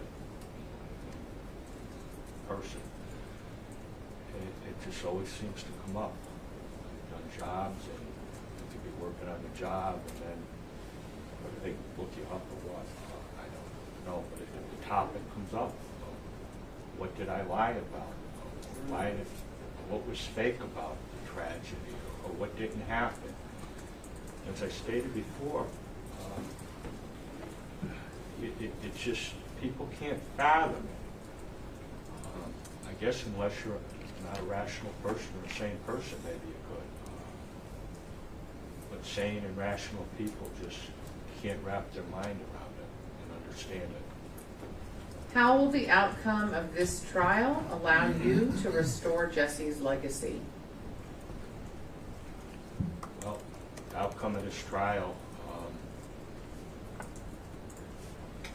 it'll set it straight that Alex Jones was wrong with what he said and did.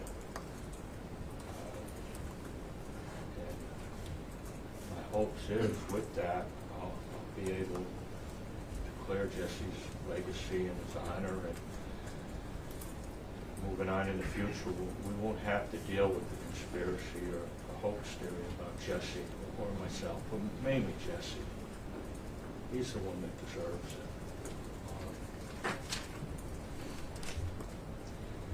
That's my hopes. Is there a specific amount you feel would bring you closure with Alex Jones? That's a very good question.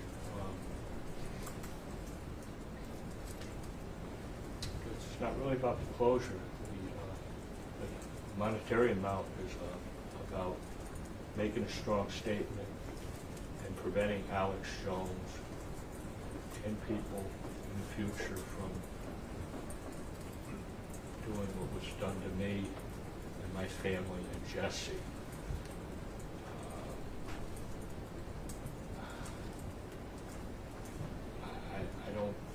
It can't be a slap on the wrist.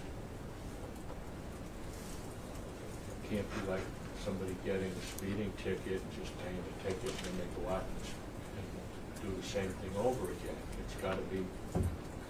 There's got to be substantial consequences for the actions to prevent that from failing or continuing to happen or happening again in the future.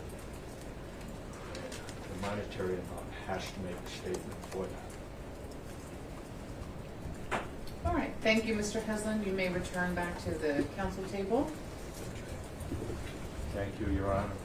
Thank everybody in the courtroom for their time. Thank you. I have a motion I can bring after Ms. Lewis is done, if you prefer, Your Honor. Sure. Mr. Ball, your next witness? Yes, sorry. Sometimes I look over and I forget which one I'm looking at, but I got that one right. Plaintiff's call Scarlett Lewis to the stand. Ms. Lewis, if you'll come stand in front of me, please.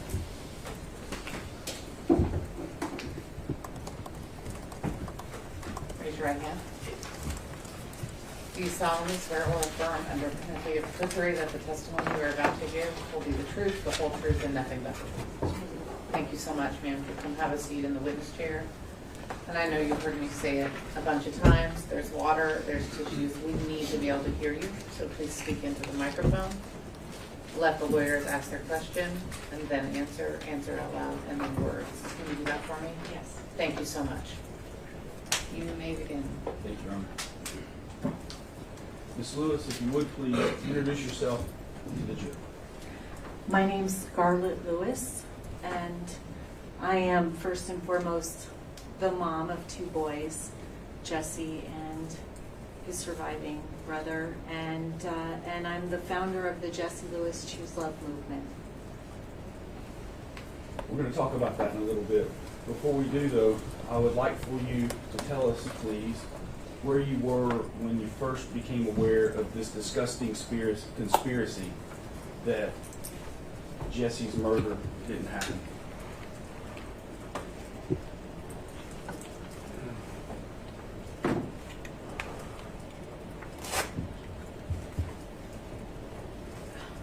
After the firehouse, the firehouse is where we congregated to find out if Jessie was coming back or not. I actually went to my mom's house.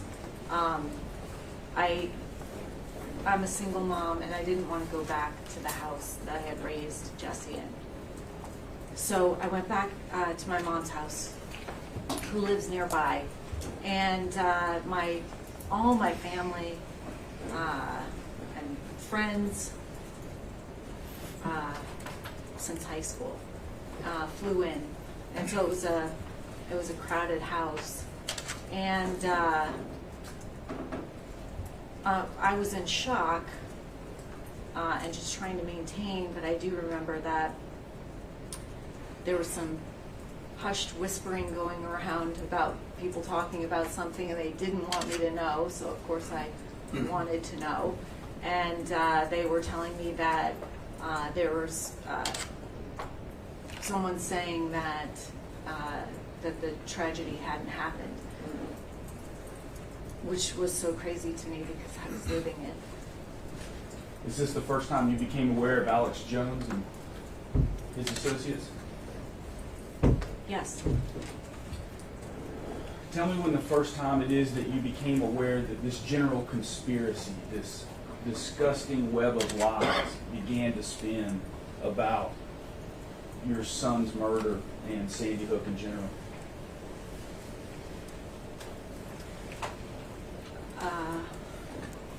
Well, other than that first time, I guess it would be a couple of months later when the 3rd and 4th grade choir from the Sandy Hook Elementary School had been invited to the Super Bowl to sing, I think, America the Beautiful with Jennifer Hudson. And such a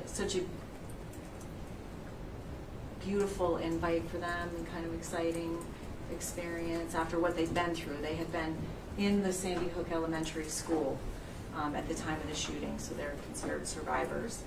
And I knew that they were going down, and I watched them.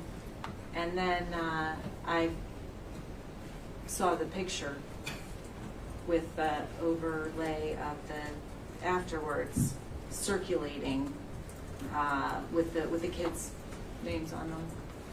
Jessie being left front. Lisa, if we could, let's bring up PX 43. The picture that you're talking about, the Super Bowl. You heard about this picture before seeing it?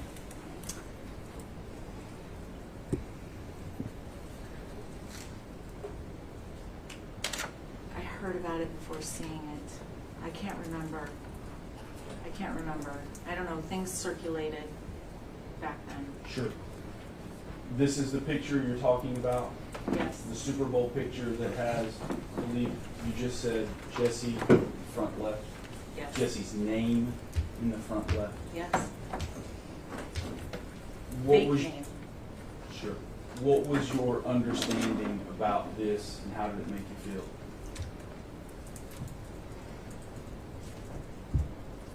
It was deeply unsettling. What people were saying about the December 14th, the shooting, that it didn't happen, that these children from the Sandy Hook school were actually the victims, alive, older. It was deeply unsettling to me because it's so out of touch with reality that it's scary. It's scary to think about who would think like this.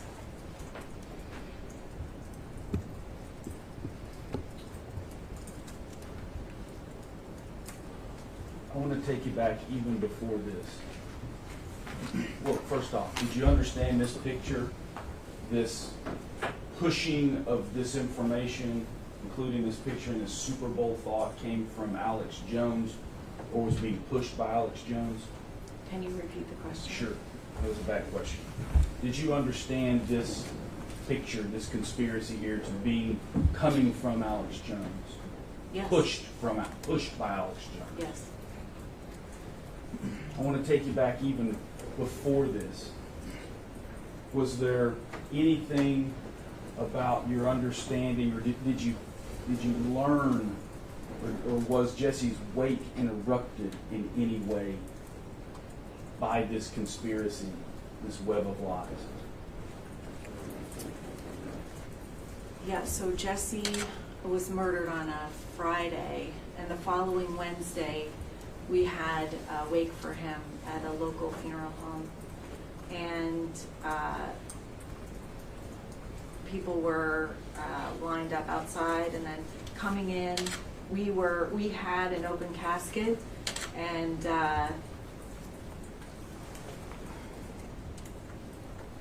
we were blessed to be able to have an open casket because of the lack of damage done to the body. So people would walk in, they would sign something, they would walk past the casket and then to me, and so I'm just meeting people as they're coming through, and I remember looking up and seeing the Hells Angels there, and I thought, well, at the time I was in shock, and so I just thought,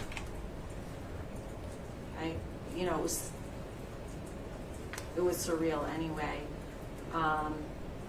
But then I found out later that they were there to ironically keep the peace, which was also surreal to me, to make sure that there wasn't a disturbance at the wake. Your understanding is that this came from the beginning of this conspiracy and web of lies that Jones was pushing? Yes. I want to talk to you a bit about other encounters that you've had with the public as it concerns this web of lies and what Jones was pushing, okay? Have you received, I'm not going to go into every one of them, but have you received emails, threats, death threats, and the like as it concerns this? Yes. One of those emails, let me provide to you.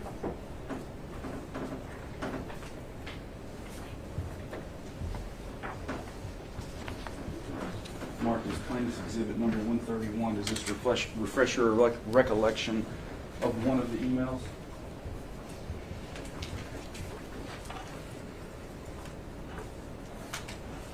Yes. It's actually a couple of emails. I'm giving you the one that is highlighted there. I'll give you the one that's highlighted there. No. Okay. It's a bunch of emails.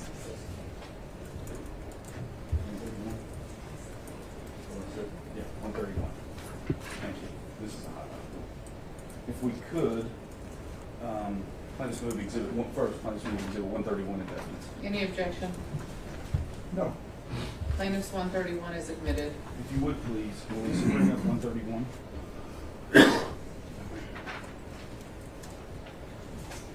Go to page 2 there with me. And we see on page 2, this email is from a person that we've seen or heard of in this trial a bunch, Wolfgang Albig. Yes. You know who Wolfgang Albig is? Yes. One of the many people associated with Alex Jones and this grotesque lie about your son's murder. Yes. One of the people that Alex Jones pushed over and over on his show. Yes. We can't go to page 3. We have there at the very top, and we'll highlight it for you, Rob D. InfoWars.com. Yes. You might be able to see it on the screen. I'm highlighting it here. I can, yes. Yeah, that's an Alex Jones InfoWars website, or, Yes. or email, should I say? Yes. I want to talk to you a little bit about this email. It first says, Neil Heslin is not Jessie's dad unless you can send me his birth certificate. How did that make you feel? It's not the only time that Jessie and his birth certificate have been questioned. It's deeply unsettling. If you read the rest of the email, it's pulling names from different parts of my life. All my family, you know, my friends, previous relationships, it's deeply unsettling. What is it like having people associated, or Jones and his associates, asking you for birth certificates? How does that make you feel? I remember a different email asking me for Jessie's birth certificate, and I'd actually been on the phone with a school in Texas who had a child that had died by suicide because of continuous bullying. And I thought, I sat down, I opened the email, and I read that, and I thought, and they were asking me to come in and talk and help their student body. And I sat down, I opened up the email, and I thought, I have a connection with that little boy. That's how it made me feel. We go on down this page. I'm going to read something for you, and I'm going to apologize first because I know that this must be true. It says, I have been avoiding Scarlett because I find her appalling and disgusting. If the Arkansas Democrat-Gazette published a spin article on Scarlett and her beginnings in Fayetteville, then further research is warranted into this woman's past and her extended family. We know she is a fraud, but how deep it goes, we may not know yet. What is it like reading those words after what you've gone through?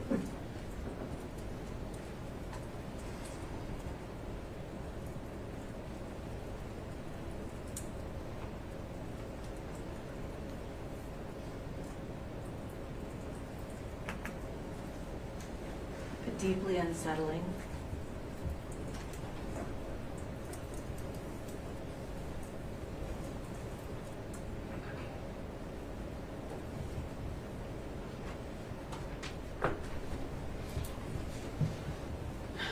The Arkansas Democrat Gazette was actually doing an article on me because I was there speaking in schools about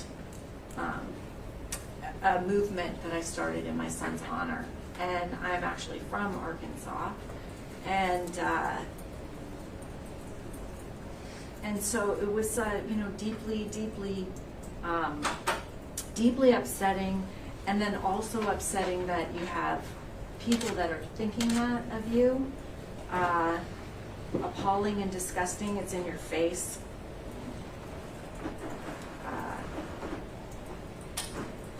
It's scary.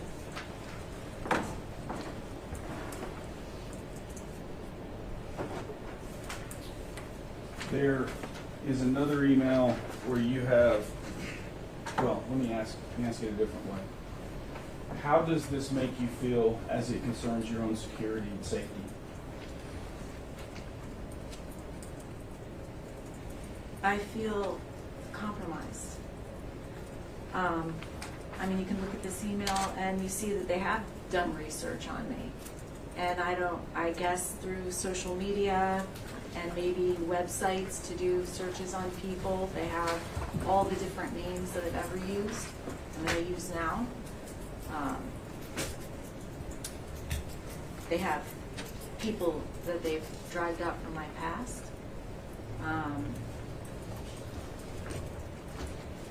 It's I know I'm using this word a lot, but deeply unsettling to your very core. You reference research that they're doing on you. Let's look at the next page, page 3.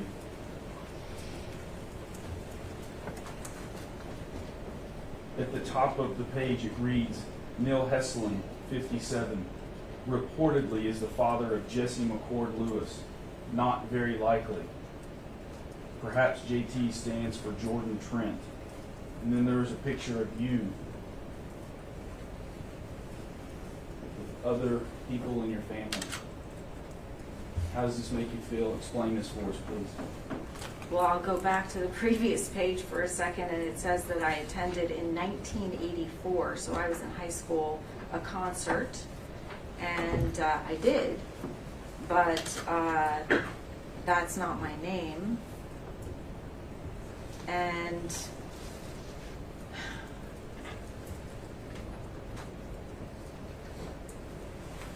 yeah,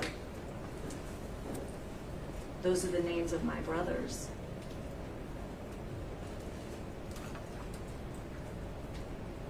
So it definitely makes me feel victimized, and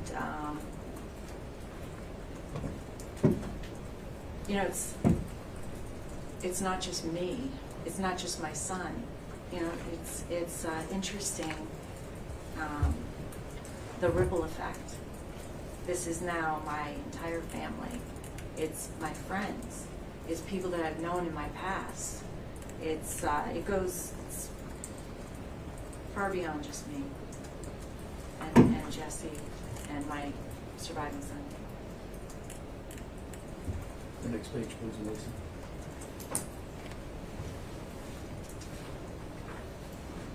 Having pictures sent to you by someone you don't know who is clearly mentally unstable. What does that do to your psyche? To your trust in the outside world? This is supposed to be me, but it's not. It's actually another victim's family. Supposedly, they think it's me.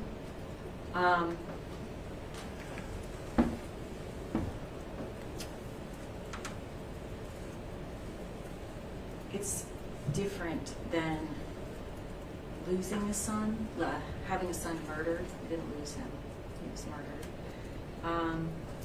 It's different than having a son murdered, because as shocking as that was, that happens. people go through that. But then being a victim's parent and having someone victimize you in a different way is, and like this, just completely, like, you try to process the death of a child, and it's, people have done that, but you can't process this. You can't make sense out of nonsense.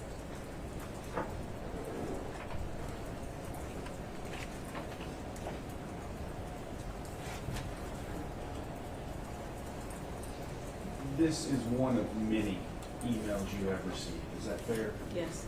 Is this representative of the other emails, the other communications that you have received? Yes.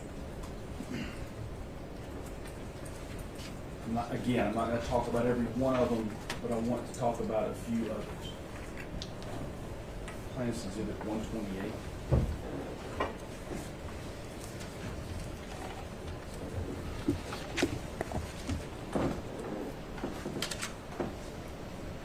Does this refresh your recollection of questions further that were sent to you from this Wolfgang Halbig that Alex Jones over and over again referred to on his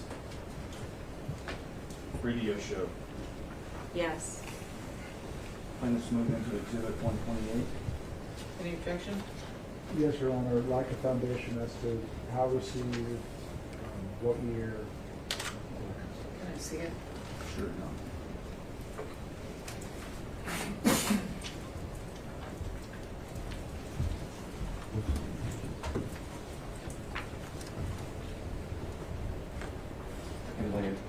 I can lay another foundation. Okay. The exhibit that you have in front of you marked as Exhibit 128, this is an email, an attachment to an email that you had received before, correct, Ms. Lewis? Yes.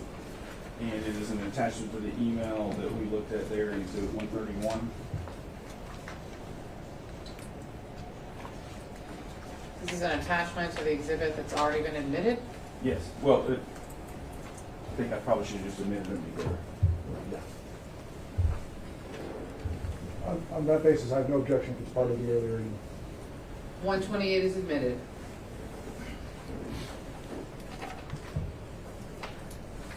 $128, if we could, please put that up, Melissa.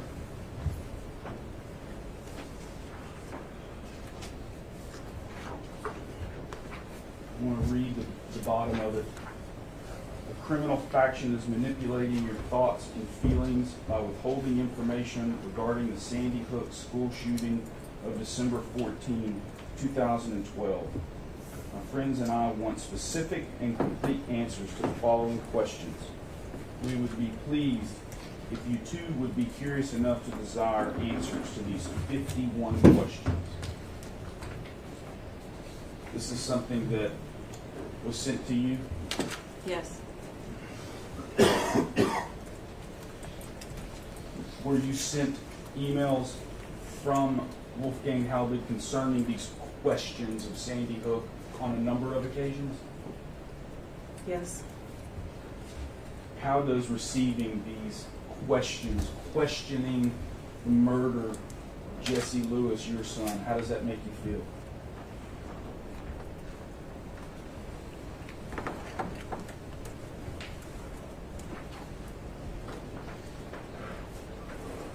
Unsafe.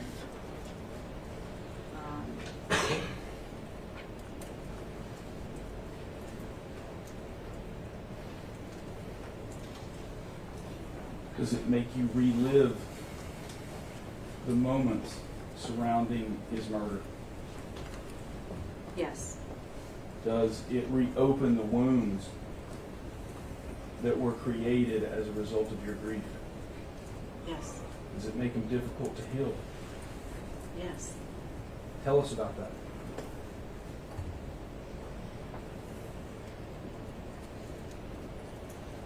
Healing from having a child murdered is possible. It's a lifelong journey. It's like losing a limb, and there's phantom pains, evidently. I don't know, but when you lose a limb, you always feel it.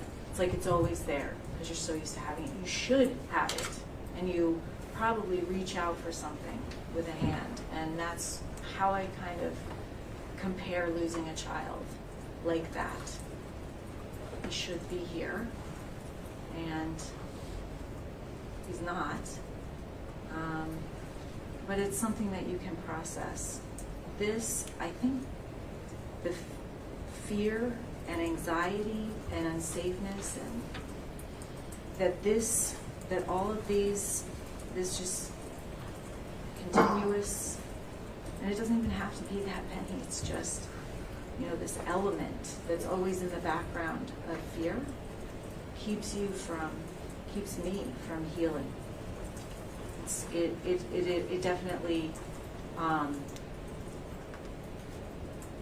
definitely negatively impacts the healing process.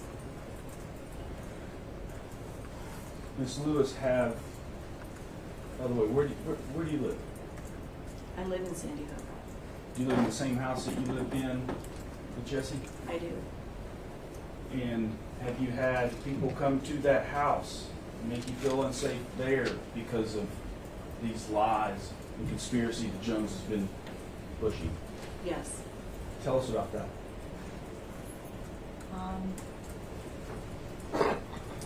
There was a Christmas, and we usually now go over to my mom's for Christmas because I don't put up a tree anymore. But it was Christmas morning, and I had a car drive into my driveway, and a man got out and started taking pictures. And so I walked outside, and I said, "Excuse me," and he took pictures and then got back in his car and drove away.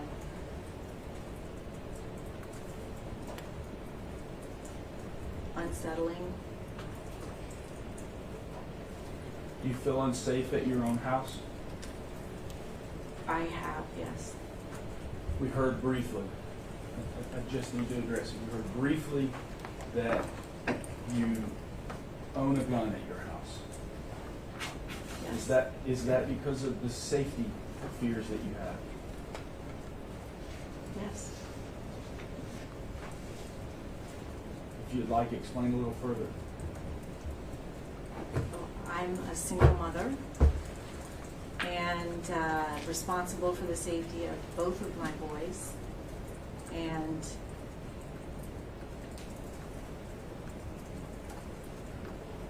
I was not able to keep one of them safe. And so I'm going to keep my surviving son safe. And, you can tell by these emails that the people writing them are not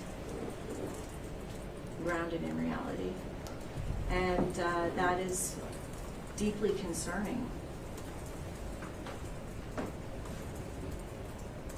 And you can tell, I could tell, by the InfoWars, the two people that testified from InfoWars, as well as Alex Jones, that they don't care.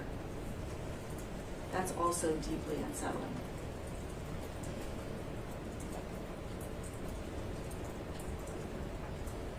When InfoWars,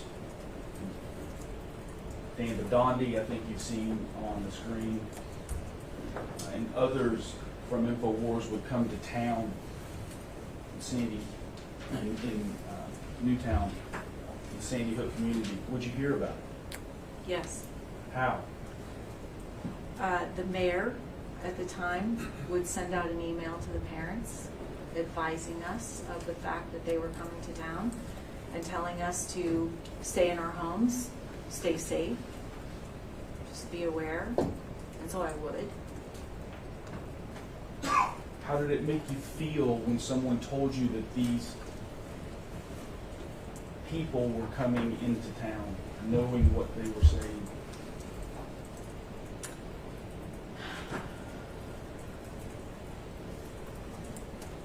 It was frightening.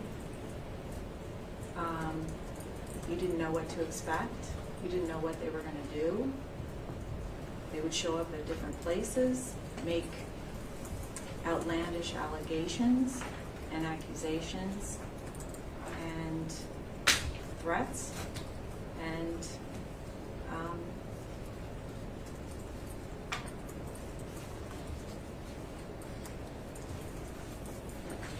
you felt limited by that.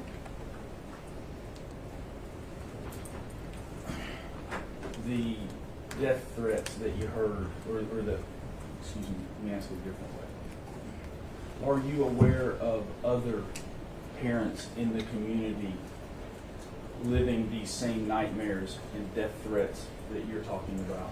Yes. Objection, Your Honor. Relevance, other things. Well, we've gotten the answer. I'm going to overrule it. Let's see where we go. And does knowledge of what others in that community who have lost a child affect how you feel and go about your day? Absolutely. I mean, we are almost like a family. I mean, we are bonded forever, the 26 families, by what we've been through. So if something happens to one of them, we hear about it, and it is like it's happening to us. Do you share with them what has happened to you in that same regard for that same reason? Yes. There are death threats that you are aware of to other people that you believe apply to you as well? Yes. Are you aware of a particular person, her name is Lucy Richards? Yes. And Objection, what is... again, on relevance, hearsay. What is your awareness and understanding of who Lucy Richards is? Lucy Richards is a woman who made threats to the Posner family, both Veronique and Lenny, on their voicemails.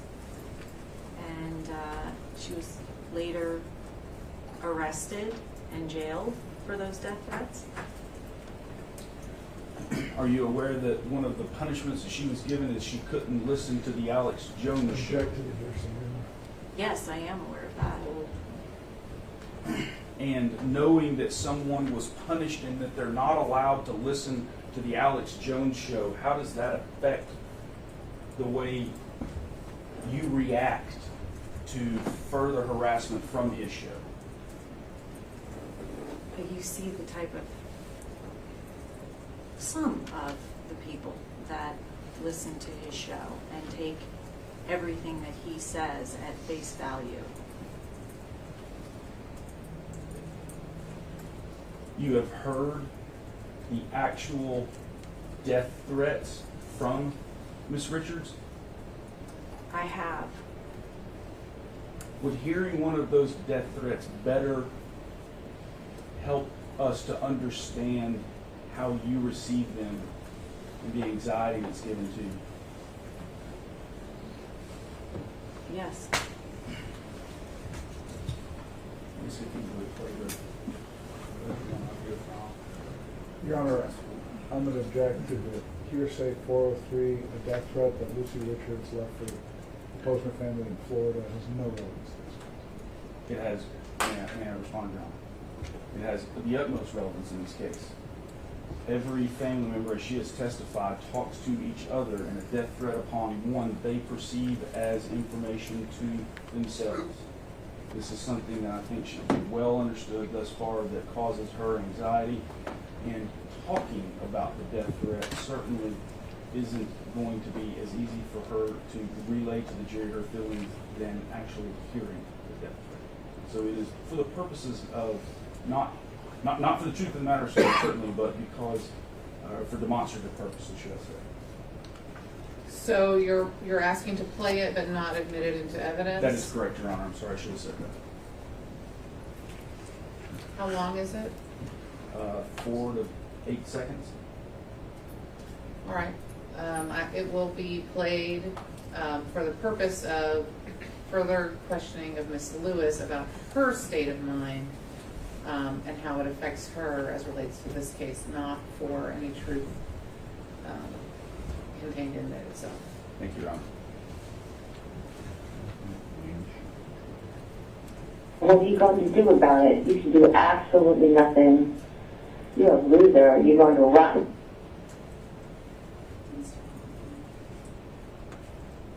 Cunt.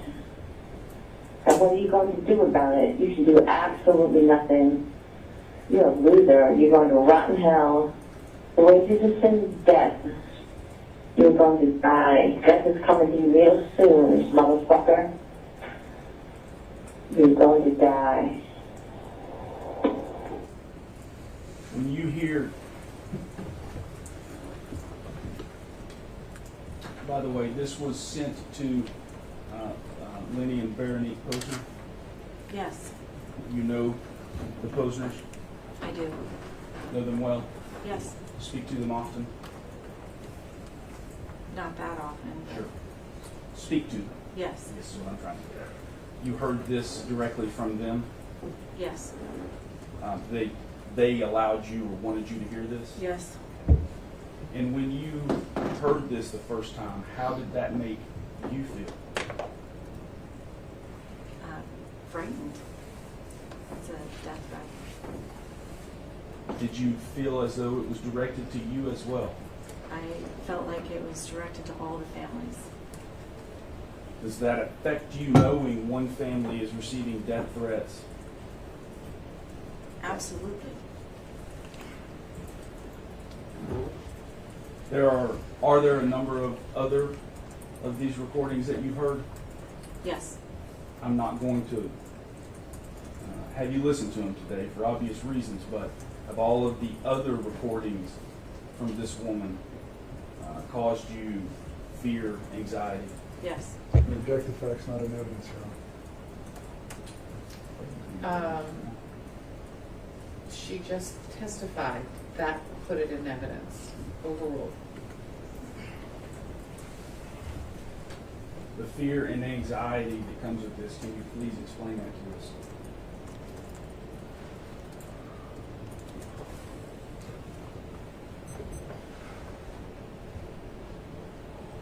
It's fear for your life, but I guess it's not even mostly fear for mine. It's fear for my surviving son. It's fear for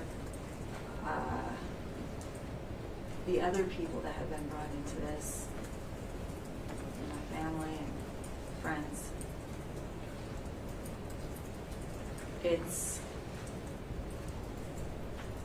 It paints everything. I paint, and I've described it like it's one more layer.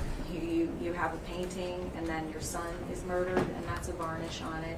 And then this is another varnish, a darker varnish on top of all of that.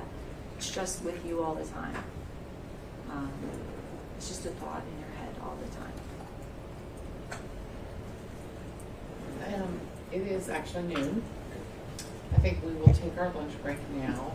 We will return at 1:30 for my jury. You may not discuss anything you have heard in court so far.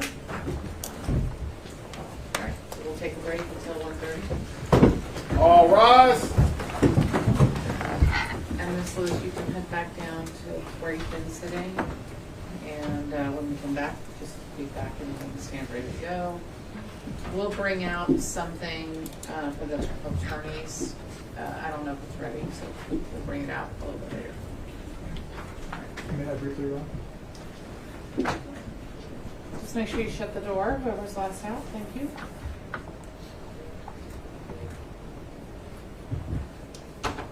You may be seated. Yes, Mr. Reynolds. Just to re-urge my motion for mistrial under 4111 based on the testimony of Mr. Heslin and the testimony that's just been elicited from Ms. All right, that motion is denied. Anything else? No, Your Honor. All right, at some point, someone will bring out version 2 of the charge and leave it on